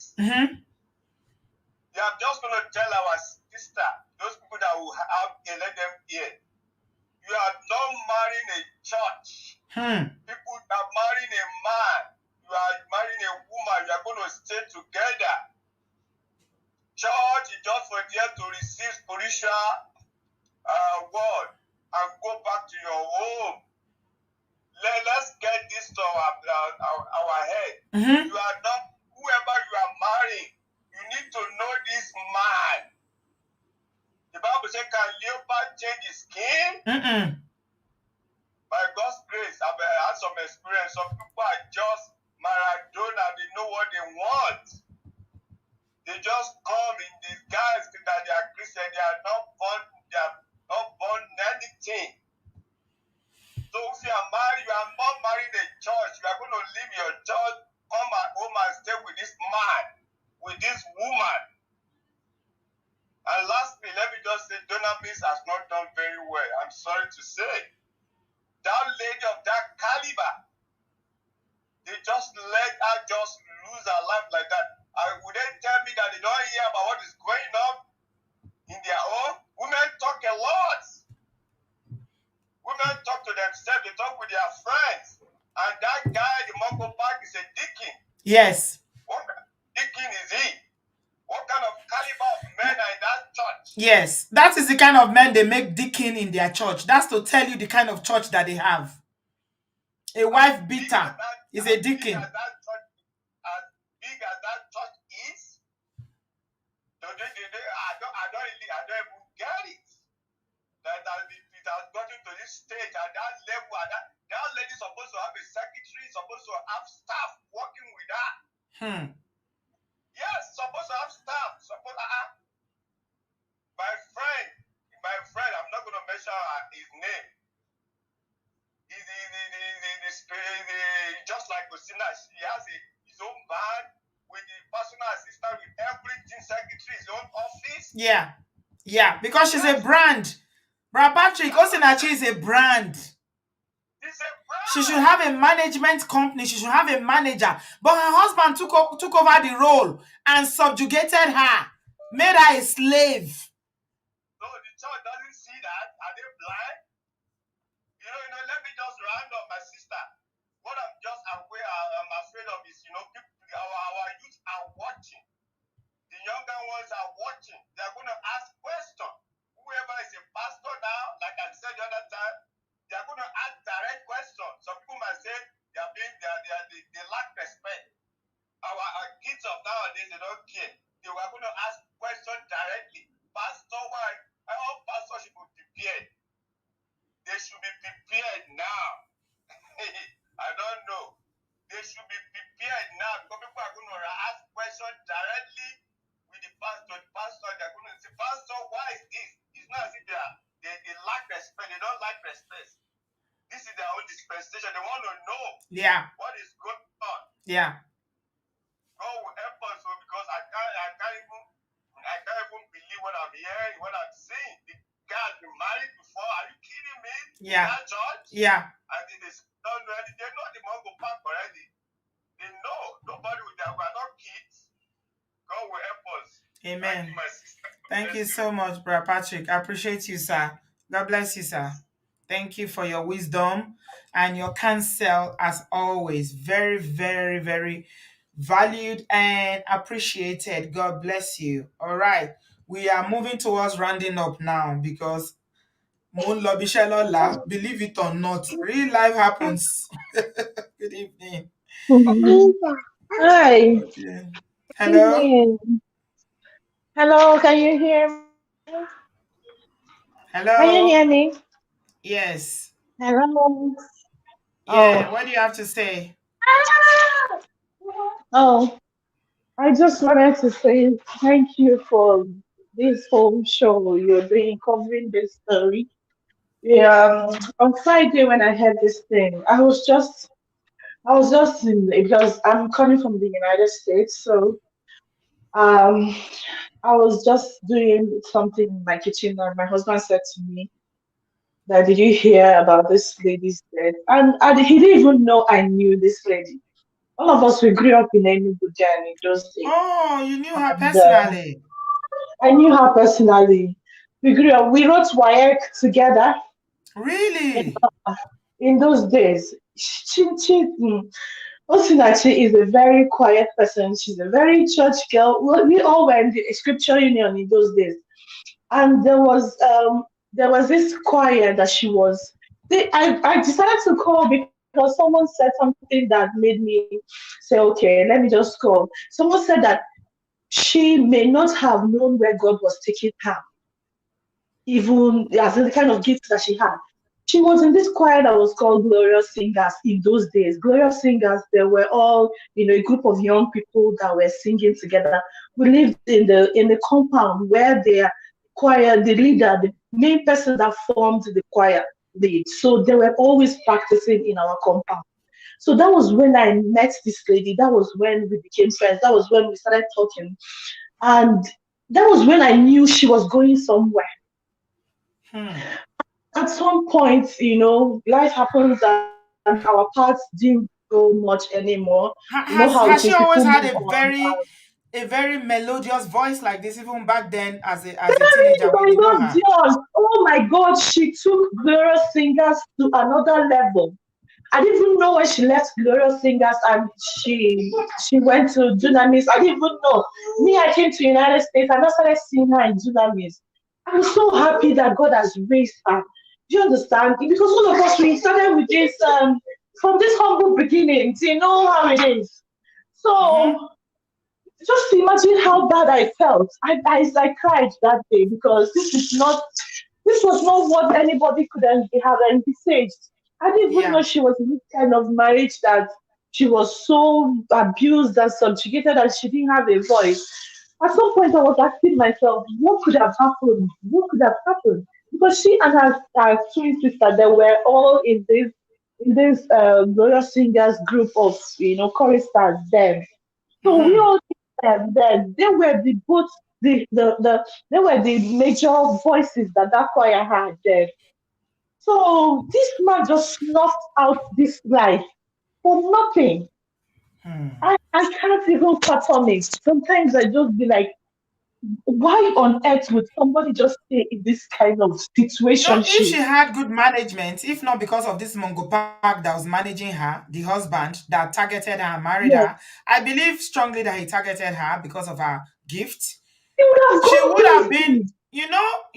Osinachi would have been in the same level like people like Tokwe Alabi and Sinach. What are you saying? Oh God, Yes, because she's all of got the them, voice. All she needed they did was not know packaging. that.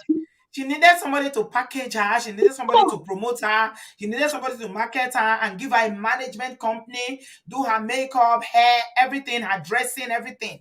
Because she even said in a chat to Frank Edward, she said, I have many songs that I have not released. I have not recorded them. I have not released them. Frank Edwards said one day they were recording in the studio. This Mongo Park came and gave her a slap in the studio in the presence of everybody. It's so He's annoying. He constantly did not know humiliated her, degraded her. Who did not know her. And it's so sad. It's so sad. Actually, I have cried and cried and cried. I didn't even know how else to even Yeah, understand this whole thing. My head yeah, I cannot understand it. I yeah. cannot understand it. Somebody is looking like that, Yes, we are Christians and all of that. We are all in scripture union. There's a level that you reach if it's last I will start you. You cannot God did not give me hands for nothing. Eh? What kind of oh God. Anyway, I Thank just you very much, my darling. Yeah, I appreciate your contribution. Take care of yourself and my condolences. Like you know her in real life, and I can imagine this is going to hit home harder for you. Thank you so much. Real life happens. Miss Berizi. Hi. Hello. Hello. Hi. Thanks for your patience. You've been waiting for a while. Yes, Auntie B. Thank you so much. I want to say thank you for all what you're doing. I'm a very young person. I just turned 28. But Auntie B, you have changed my life, my thinking in so many ways you cannot imagine. Because I wish somebody like you, the platform that you have, it was around when my mom was alive. I believe Yeah. that the things that she took, the things that she went through, that woman Hmm. would not have gone through stuff like that for her to go home to the Lord so early because part of what took her away was stress. Hmm. So I want to say thank you. Our generation is going to be different. I look at myself in the Amen. mirror every Amen. I tell myself, me, I'm not my mother. I will be different. I love my Amen. mom so much. But what I saw my mom took, endure, Hmm. went through, the culture of saying, oh, don't speak out, oh, close your mouth, oh, pray. I told myself, I'm not praying for somebody's son that is badly behaved. Hmm. I always say that to my husband. You have to be behaved. I'm not going to pray for you or pray abuse. Firstly, my structure, because I'm a big girl, I'm tall, I'm 6 foot. I don't see that man that's gonna hit me in the first. I like that. They're not born you well. They're not Miss Verisa, you say, I'm 6 foot, I'm a big girl. If you try any nonsense, I will sit on you. Auntie B. I had gone through something like that one time. My son's father, he slapped me one time because I was talking on the phone. I said, huh? Ha. Auntie B. I don't like violence, but trust me, if you bring violence, we'll end it. You give them back. And Yes. see, I used scissors and I gave him the scratch on it, and that's the day we ended it because I was like, this will end bad. He just gave me a slap. Oh, it's just a slap. See, so please, for my older aunties out there, don't say you're staying for us because we the kids, we see you people take it, we are not going to take it. At the end of the day, it's gonna hurt us because if you die, who are we gonna look up to? Right now, I lost my mom. My dad was not that abusive, but physically abusive, but the type of emotional, mental torture my mom went through, auntie, please, it's so painful to think of. It's so painful. It's so imagine in-laws, and also women are the problem for women too. Because some of them, because my grandmother went through abuse in her marriage, so she thought it was okay to see somebody else's daughter, her son abusing her or doing the things that they did to her. Please, please, aunties out there, please break that cycle. Our own generation, we are not going to take it. We are not going to. I personally am not going to take it. And I want to say thank you very much for all the women that are coming out, that are speaking up. You people, you don't know how much of a blessing you are giving to us. Because Auntie B, growing up, I've been this outspoken child. I say my mind. I don't just succumb to things. But sometimes, when it's just you, they make you feel as if you are stupid. They make you feel as if you are this rebel child and all. But I'm grateful for a platform that like this that validates stuff that we think that we know is not right, that we don't sit and accept, that we challenge. Me, I don't go to African churches now. I go if you invite me, yeah, but because most of the things this pastor says, I will challenge it. Oh, this girl, she too much. I'm out. He too pastor. No, I don't. I have to ask you question. I'm in a science field, so I always like to know things. I don't just accept it. I have to Yeah. understand it. You don't just No, they tell me want what you to to just be do. quiet and accept anything. No, no, we don't take it. I personally, I don't take it. You No, don't just say, "Oh, the they're not Lord the said." kind of women they try it with. Women like you that are assertive, that have a mouth on themselves, and they won't try it. And this Mongo Parks always target women The weak who one. they see, oh, maybe a little bit low self-esteem. They are quiet. They don't like violence. They just like peace. Oh, those are the kind of people they know. They won't marry a woman Exactly. like us. No, not me and you. No, a And woman we like are quick us, to say no. that we are the ones They will controlling run the from men. somebody like me because And, yeah, they will not say the fight no go. They're not born you well. at all. Look, I say it with all confidence. No man has ever slapped me before in my life. On my dating life, I'm 50 years in June. No man has. You know why?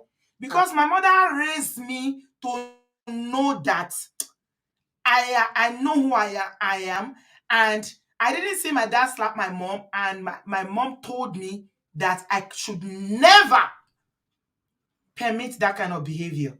Sure. So My no mom man was has ever slapped me that before. type, and Never. I'm the one that when Try I was him. growing Just up, come and try it. I've been the one that would push my mom like, "Mommy, I come on, don't get power to fight, oh, don't but do this." you And go also, lost. church did not help I go because these lost you. pastors will tell my mom, "Oh, read some this, go and pray, sleep naked, say this." I won't pray for you if you have bad behavior. Your When mother will women they pray talk for say, you. they curse me, they do this, I go the one that say, they curse you, it's not slapping me, but the verbal abuse every day will be insulting me. I say, this one go say, he can't slap me, my mouth can't they bleed that they look say, No. I don't know. Anyway, they know the kind of women they target. Thank you, Mrs. Berize. And I like the fact that we are changing the narrative, your generation So especially. much, Auntie B. Continue to speak, oh. Don't be quiet. Thank Make you so noise. much. Thank you, thank you. God bless you. God bless your family. And thank you very much for women like you. We are really, really grateful. You are blessing us and we appreciate you. Thank you so much, Auntie B. Thank you, my darling. I appreciate and love you very much, mi Berize. Thank you for waiting. She's been waiting for so long to speak. Oh, 3 hours. We don't do 3 hours. Like joke again today. Oh my God. Amaya, let's round up. Oh. Chelsea, Finally. sorry. Amaya, why is your thing echoing? Oh, hold on 1 second. Tracy Just say, say, he say you go say you break go break bottle for your bottle for head. your head. They know they They know fear they fear face. faith. They fear face. They know the face of people that they fear. People like us, they Is fear it still us. ongoing? No, it's good, my love. It's good. Okay. Ah, Oh. that's so that to break bottle. Oh.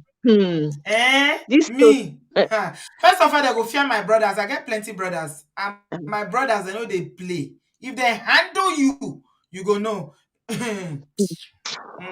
we'll It's go just okay. They know arrange the my kind of people where they mess around with. they Mango Parks not know, the they kind women know, where they they mess around with. Not be know, every woman that they they feel mess know. around with. Not be every one of them. They go no, that they write am for people head. They write am for people faces. You cannot, not be everybody. It's just sad. Wetin I want talk. I want to start by saying anybody when they go Dunamis Church for this platform, and when you know anybody when they go Dunamis Church, people need to walk out of that church in protest for this woman. It's okay for us to talk about this on the platform, but we Are need you to kidding? You action. funny, oh. Nigerians, they are attached to their pastor like babies that are attached to with their feeding bottle. Are you kidding? Yeah. The people that you're talking to here, the most 99% of them are in the diaspora. Even the ones in Nigeria that you think they will leave. Okay, try, Sha. Just Me, try. I just talk my own. I know say Nigerians they are attached Are you to kidding? their pastor's apron strings. How they say they talk am. Their pastor's apron strings, right? I know. But I say make I just throw them out there. Just in case somebody's mind has been changed tonight. Just in case somebody here say, you know what?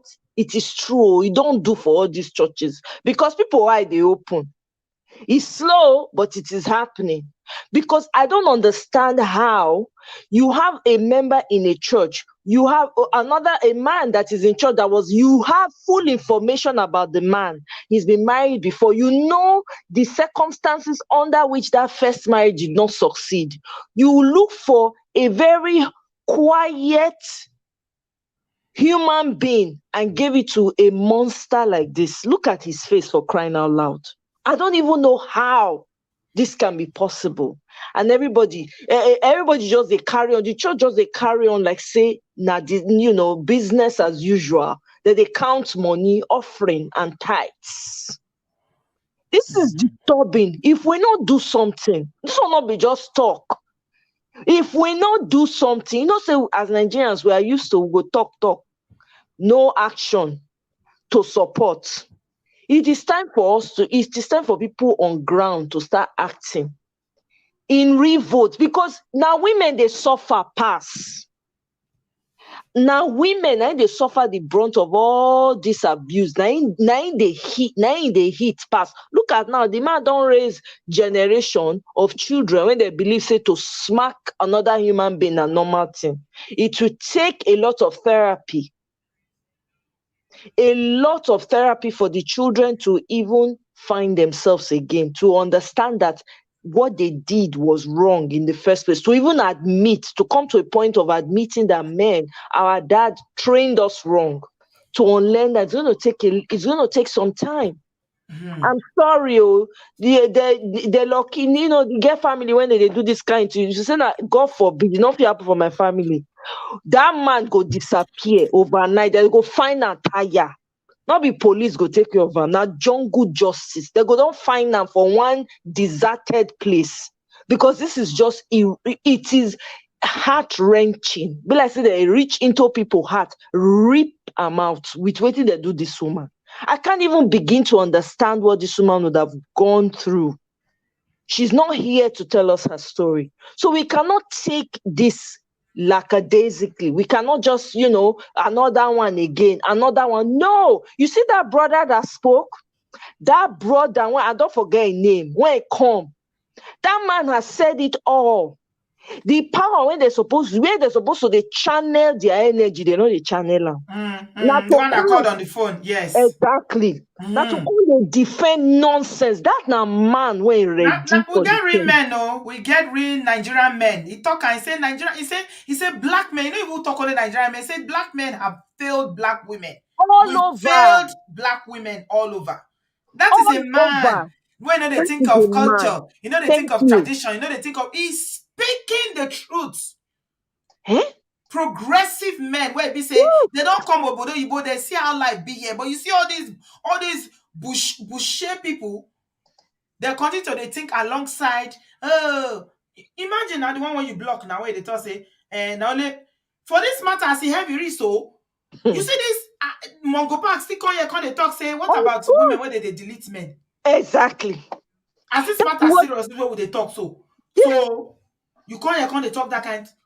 He can't You come know. studio. He come. Of I for let her enter studio, man, roast him this I'm night. telling you that next time na so we go dey happen. When they talk like that, so it's okay. Don't worry. Come to the studio. Come and we want to understand where If you he are coming enter from. studio, I for let him talk so I'm that telling you. all these women for here go tear her into pieces. No, Oh, it's true. no dorabata. I'm telling you. Eh? We We cannot. I dey mean, talk about hmm, it's somebody that is a blessing to a generation. You dey hmm, talk, you come here, come dey talk say, what about women where they delete men? hmm. Are you okay? Exactly. Are you normal? E no normal o.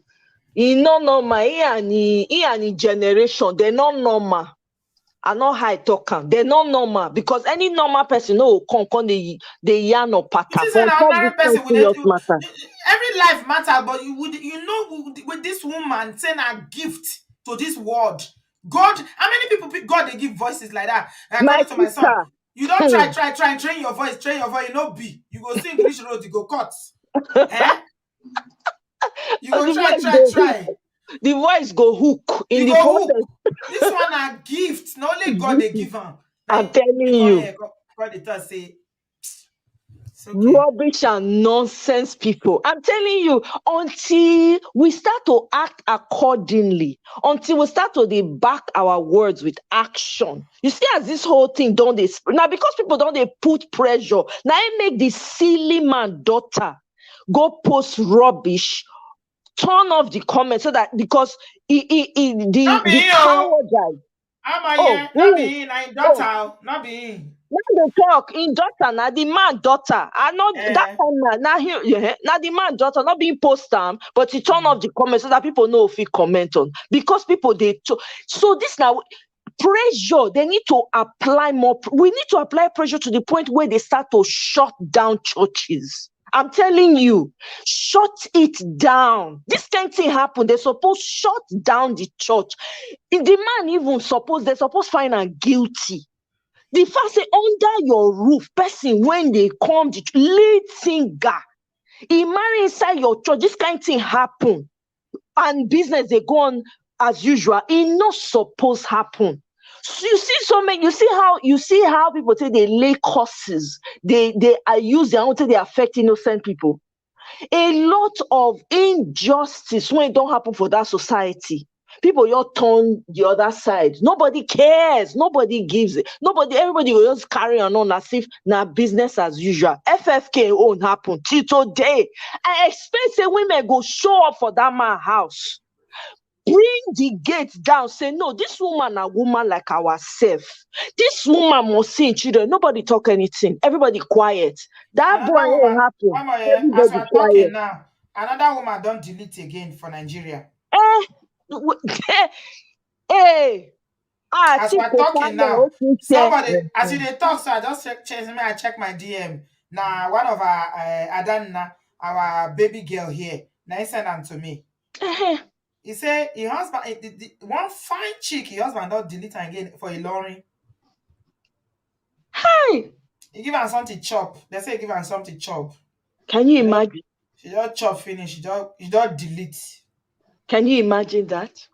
When I thought say we never scratch the surface, now they say I should have been saying it. If I they talk for here, they go say, "Oh, you two they make noise, you two they talk, this, that, relax." I said If we we never not, scratch the surface. we never even nothing. And if we not start to the Abuse is so deeply rooted in Nigeria. It is so deep. It's in the church. It's in families. Just name it. It's too much. everywhere. The cultures all across Nigeria. Oh my God. Everywhere. everywhere. I mean, it makes no this is why I said it's not just in words. I know say people, women, especially a lot of people for Nigeria, they don't brainwash them to the point where they see the pastor as Oluwalambe. Na him be everything. I know, but I'm hoping. They talk out of hope. Share, make I hope. I'm giving myself permission to hope for that country. Say people, small eye go even open. They go say, no, enough is enough. They waka go church every day like zombie. They go I be like you church. before. I used to be like you, but I don't get any hope again. I don't have any hope. No, on top of this matter, I don't know what else to say because I think that hope is the only thing that anyone can hold on to. I No. think so. Because How will I have any hope when a journalist beat up in wife where be medical doctor mercilessly, blood everywhere, she just born, and a state governor in Benue State can't reconcile and tell her say me go back to your house. If we hear say that woman die tomorrow now, then what you want to talk? Governor, the governor tell her may go. You don't forget. I never forget. I remember very clearly. I did the life now. So what is the hope for that? Because the governor himself does the same thing at home. And his family, his own parents did the same thing to his own mother. His great grandmother's the same sickness now, Lord, and is sick. This is why people they put pressure for women because they never know themselves. So they won't make women quick marry before they come into a realization of who they are. Because when they go say when the woman open eye, you know go feel control them again. So now make they put pressure. As they talk, so another one, I don't see another one again where they sent to me again. So another woman too, don't delete for Lagos. Okay. Another woman don't delete. During this live video, 2 women now don't delete. Okay. One for Ilorin, one for Lagos. This one I girlfriend. Oh, make I go sleep. I don't tire. Hey. I not go do any of those videos. There's no need. There's no need. I not go do them because we could just look for something lighter in the next couple of days because I don't tire. There's no need. Make person no go enter depression. This is too much. Yeah. I never see this kind of thing before. 2 women, 9 don't delete as we are speaking. I just say I mistakenly check my DM. 2. And I still think say we not get problem. Okay, it is well. I'm here, my darling. I don't get Thank you anything very else much. to say. You do well. Thank you, my love. All right. Take care of yourself. Right. You too. Bye. I'm just gonna leave it here today. I hope that the lessons have been learned, that people have learned. So, people are bringing up FFK a lot, and I think that Precious, she should count herself lucky now, seeing the story of Osinachi. She's actually very lucky to have escaped, So, any woman that's left, count yourself lucky, irrespective of the outcome. Okay? Divorce is not a sin. The things that God hates, our sister read it out to us just now. Divorce is not included. Divorce is not in the 10 commandments, right? So please, I said something in the video I did this morning that I posted that Brad Patrick was talking about that is one of the best video I've ever done because I needed to bring out to a lot of all these religious, people because a lot of Nigerians, they are religious, but they are not spiritual. It's all about playing religion. We go to church, but you are not spiritual. You don't know God. You just go to play religion. You dress up on Sunday. You go, you wear your big hat. You wear your cloth. You drive your big car so that everybody will see you. And then you play religion, but you don't. Most of us don't have relationship with God. Most of us, our heart is not clean. Otherwise, a deacon in one of the biggest churches in Nigeria just deleted his wife. And the church is not saying anything about it. They're not even posting about it. Nothing. Yeah. Somebody said, Auntie B, you are saying that the church has not visited the children when they didn't even post. They did service on Sunday, no mention. So, women, know yourself or stay alive. Run. That's all I can say. You can't say it more than this. It is well. Go and look at Osinachi'S mother now. She's in everlasting sorrow. Those children now, tell me what's going to happen to them. That is all I keep thinking about. What is going to be the fate of these children? Look at them. Young, impressionable, so innocent. What do they know?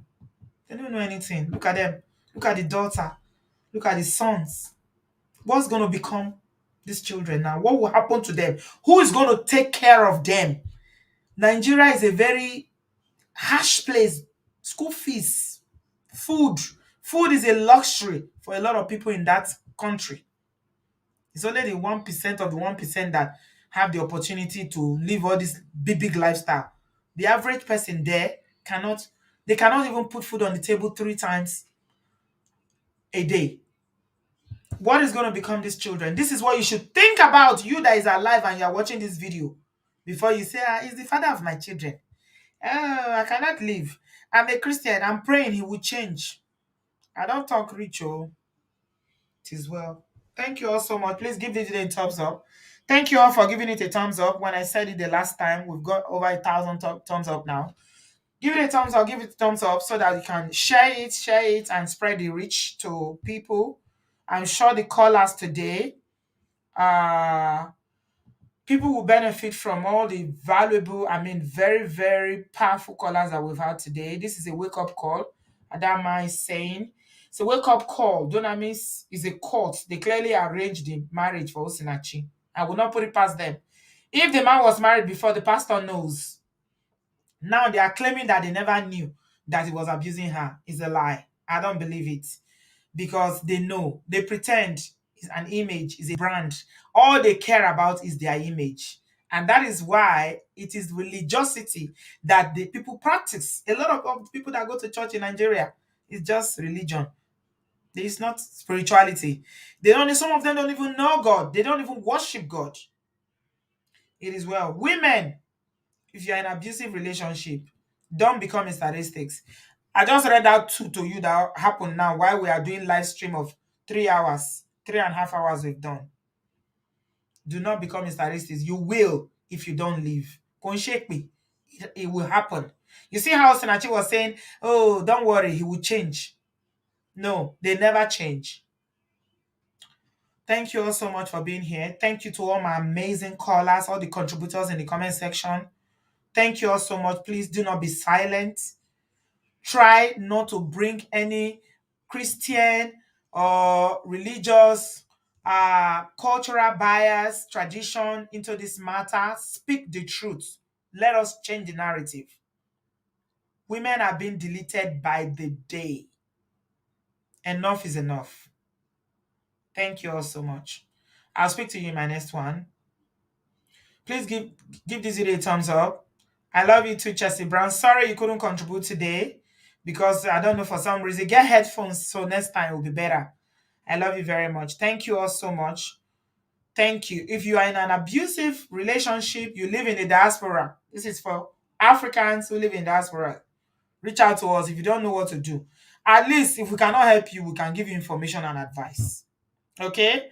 Don't be quiet, oh. My WhatsApp is on the screen. Send a message, send an email. Do not remain there. Think about your life. When they born you, when God give you to your parents, not only you waka come, not only you go waka go. They're not born you with another person tied to your apron string. You are not a twin. Even if you are a twin with your twin brother or twin sister, not to another human being. Marriage is a wonderful thing. It's beautiful. But there are too many people that are in very toxic and abusive relationships and marriages. We need to break the cycle. Thank you all so much for being here tonight. I appreciate and love you guys very much. And I will see you in my next one. God bless you. Have a good night. Bye, guys.